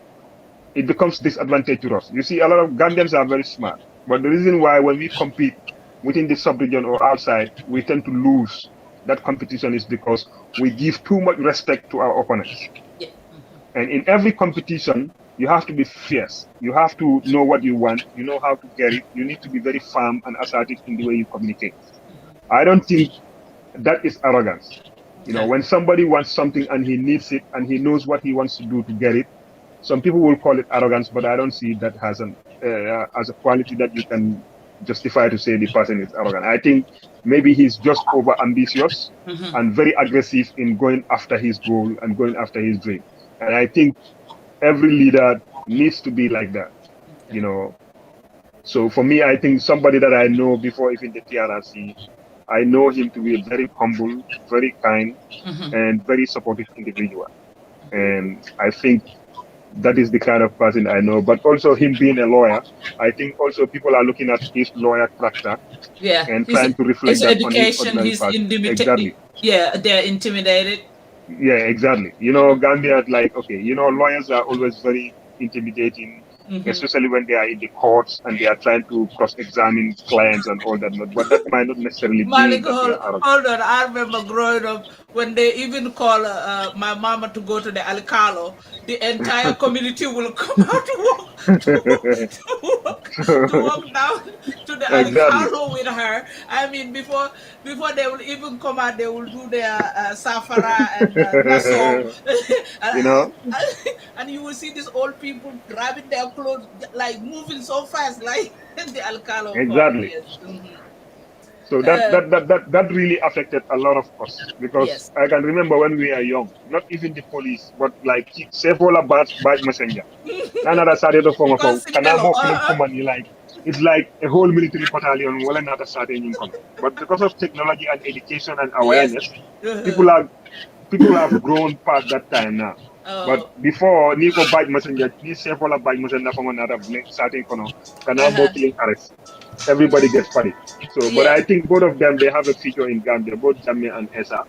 Even if they don't win this time, I think they have a feature in Gambian politics. Let me take one caller, then I'll let you guys go. Jai? Yes. Jai, I have one caller here. People are calling, so I kind of, I want us to go detail about this thing. Hello? Hello, caller. Hello, Binto. Hello? Name, please. What's your name? May Saini Baromanat. Ah, that's my Mama May. You are welcome to our show, our new show called Your Vote, Your Voice. You can roll it. You are welcome. Congratulations to your candidate, MPP. Thank you. Okay, you can roll it. Your contribution will be necessary here too. Thank you so much, Binto. Honestly, first and foremost, I just want to commend IEC for a job very well done and congratulate every single candidate that made it through. And I'm greeting your panelists tonight. They've been fantastic. Dabakh, especially, and Jaye. And I had our own Dudu spoke earlier, and all the callers that called to contribute. Okay. Well, I think the race to State House has just begun officially. So we at the NPP camp, there is no slowing down. The bus has been running at a very fast speed, and we're just going to maintain that. Even, I think we're going to be like racing at 300 miles per hour now, if that's allowed in the Gambia. Wow. Oh, actually, a train. So anyway, jokes aside. Yes, what people say is between Barrow and Dabo, and now we have 6 great candidates, and they are intimidating too. What do you think? Well, from the look of things, I think if we had watched the president gone on tour, because Gambians, we believe in the crowd thing, but I am not so much reliant on that. And I've always advised people from my camp that we should not be complacent at all. However, because it's a crowd thing, you see the crowd that followed the president during the tour, and also the latest one at the nomination. I think a very clear indication that NPP or President Barrow has no competition. We have nothing to worry about. I know he will emerge a winner with a landslide. So we're not worried at all about our opponents. If people saying it's between UDP and NPP coalition late, I'm saying no, because historically, we've all seen UDP. They might always manage to pull out the largest crowd at every single election campaign, but they always fail. And this time is not going to be no difference. It's going to be the same. Okay. And it's worse for them, actually. And I can't wait. I am actually over the moon that Mr. Usainu Dabo got nominated. Because if we are going to win, we want this to be very clear that actually we won with no flimsy excuses from the UDP camp to say maybe they won because Usainu Dabo did not contest as the leader. So this is the very clear win. And in addition to that, I think his nomination actually prevented a crisis, a potential crisis that could have happened if he wasn't nominated, because knowing UDP and their militants, they're very aggressive. So they could, something could have broke out, and maybe we will not be able to control it and could lead to pre-election crisis, which could impact negatively on the election outcome, or even it might not even happen. So I think it's fine. And I know a lot of people are talking or expecting for Usainu Dabo's nomination to be challenged at courts. I would actually strongly advise against that.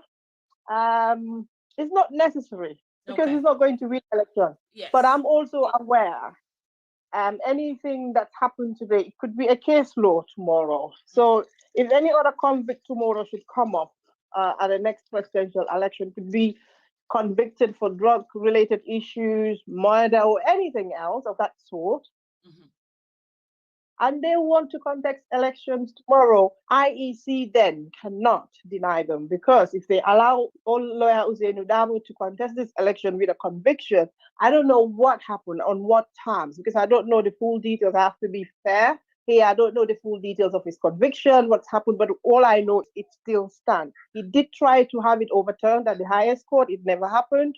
So that's all I know. But I don't know what he submitted at the IEC and what grounds he was accepted on. But again, any citizen of the Gambia can contest this decision at the courts, and the courts will decide then. But I'm saying it's completely unnecessary. Let them not bother themselves. We are just 4 weeks away from elections, and the Gambians will decide. Let them decide. And I know Allah subhanahu wa ta'ala will not let us go into another hand that could bring us any harm like Gambia did. All right. Thank you, Mama. We would like to invite you one of our Saturday shows, okay? You just stand by before you make it to Gambia. Thank you. It will be a pleasure. Thank you so much. Thank you. Jaye, we are about to close the show. A lot of callers here. We can take all of them since we have enough for right now. Indeed. Yeah, go ahead and wrap up and say goodbye. We are done with the show and we will be here next Saturday. Share our information. It's a new show. Just expect us every Saturday. Your voice, your vote, your voice, your vote is your voice is your vote. So Jai, you can say goodbye to the audience right now, and we will let Dabakh go too. Indeed, thank you so much. Of course, Binto Media Network, of course, it's a very, very, very interesting discussion. Of course, I have to thank you very much. And of course, my co-panelist, no other than Dabakh Malick, a very genuine person indeed one could learn from. He, of course, gathered a lot of facts about Gambian politics, and he have full details of what or how Gambian politics is being run. So thank you so much, my brother, for, of course, that brief explanation. And of course, to all the audience, those who were listening, those who were watching, and of course, to each and every Gambian, and of course, here and abroad, because all of us are just the same. And my final message is to all Gambians, let us maintain peace as much as we can. Gambia is, of course, known for peace. Gambia is among the most peaceful countries in the entire world. And I am sure we are enjoying that peace in the country. There is no situation that we are involved into problems or all sorts of brouhaha and all whatnot. It has never happened before. So I am sure Gambians are genuine enough. We are people that are very careful with politics. Let it not divide us. Let it not put us into astray and other stuff. Politics will go and come, but Gambia and Gambians will always stay, because this will, if you come on the 5th or 6th of December, everything is gone. The winner is already been, of course, chosen by the Almighty God. All what we are doing is formalities, because we cannot predict what will happen in the future. On that note, I thank you so very much, of course, Binto Network, and I thank Dabakh Malick and the rest of the viewers. Bye-bye from me, and of course, have a blessed weekend ahead. We'll be here next Saturday. Thank you. Brother Malick, thank you. Any last word to the Gambians? You are free to go. Yeah, my last word would be, I think, like he said, as Gambians, what unites us is far bigger than what divides us. And I think it becomes a collective responsibility that we all safeguard the peace and tranquility that currently exists in the country. And I always say this, Gambia, we should be grateful, because, you know, in history, a lot of these countries within the sub-region that emanated from dictatorship into a democratic governance usually slide back into either dictatorship or they go into conflict. But for Gambia, alhamdulillah, we are lucky that is yet to happen. And the way things are going, I think we will only consolidate our democracy and our peaceful nature going forward. So I think every politician has a collective, all of them, they have a responsibility to make sure they preach peace, and they be very much mindful of some of the words that they utter during their political campaigns. And the security also needs to be out there to do what they are mandated to do. And I think citizens also need to understand that they are not our enemies, but they have a role to play. And Gambia is a country of laws. So anybody who has any issue that you disagree with, the best way to correct that issue is to go to the courts and challenge it. But, you know, I know democracy, going to the street to demonstrate is part of democracy. But always when we opt to go out on the street, let's do it peacefully. But I think before we go out on the street, let's test our judicial system first. Let's not test the court systems. And basically, if we do that, I think we will have a peaceful elections, because since the inception, since the beginning, we had a very peaceful nominations. We also had a very peaceful registration. I think we will have a very peaceful campaign, but also a very peaceful election. And whatever verdict that is given represent the verdict of the Gambian people. And I hope that every candidate respects that. And I would love to see all the candidates come together and took a plate that they will conduct their campaign peacefully, but also they will respect the verdict of the Gambian people come 5th December, whichever way that they vote for. Yes. They voted. Okay. I think that is very much important. And Bro, IEC also. We would like to have you next week. And yeah, inshallah, no problem. Yes. Anytime. Thank you. Anytime. Thank you so much. Thank you. Thank you. Yes, we are done. We have a short show today. And tomorrow I will be up as usual, 5 o'clock Gambia time. Watch your time. Time might change tonight if you're in the United States or some part of Europe. Time might change. So I think it's going to be tonight. Yes. So we'll be up here with UDP tomorrow. If you go to our page, our team have put up the flyer. You will see who will be here. Auntie Olidiba will be here and Sehu Sedili. So please join us this weekends, every weekend, Saturday and Sunday. Saturday and Sunday, we will go up until election is completed. All right? We appreciate serious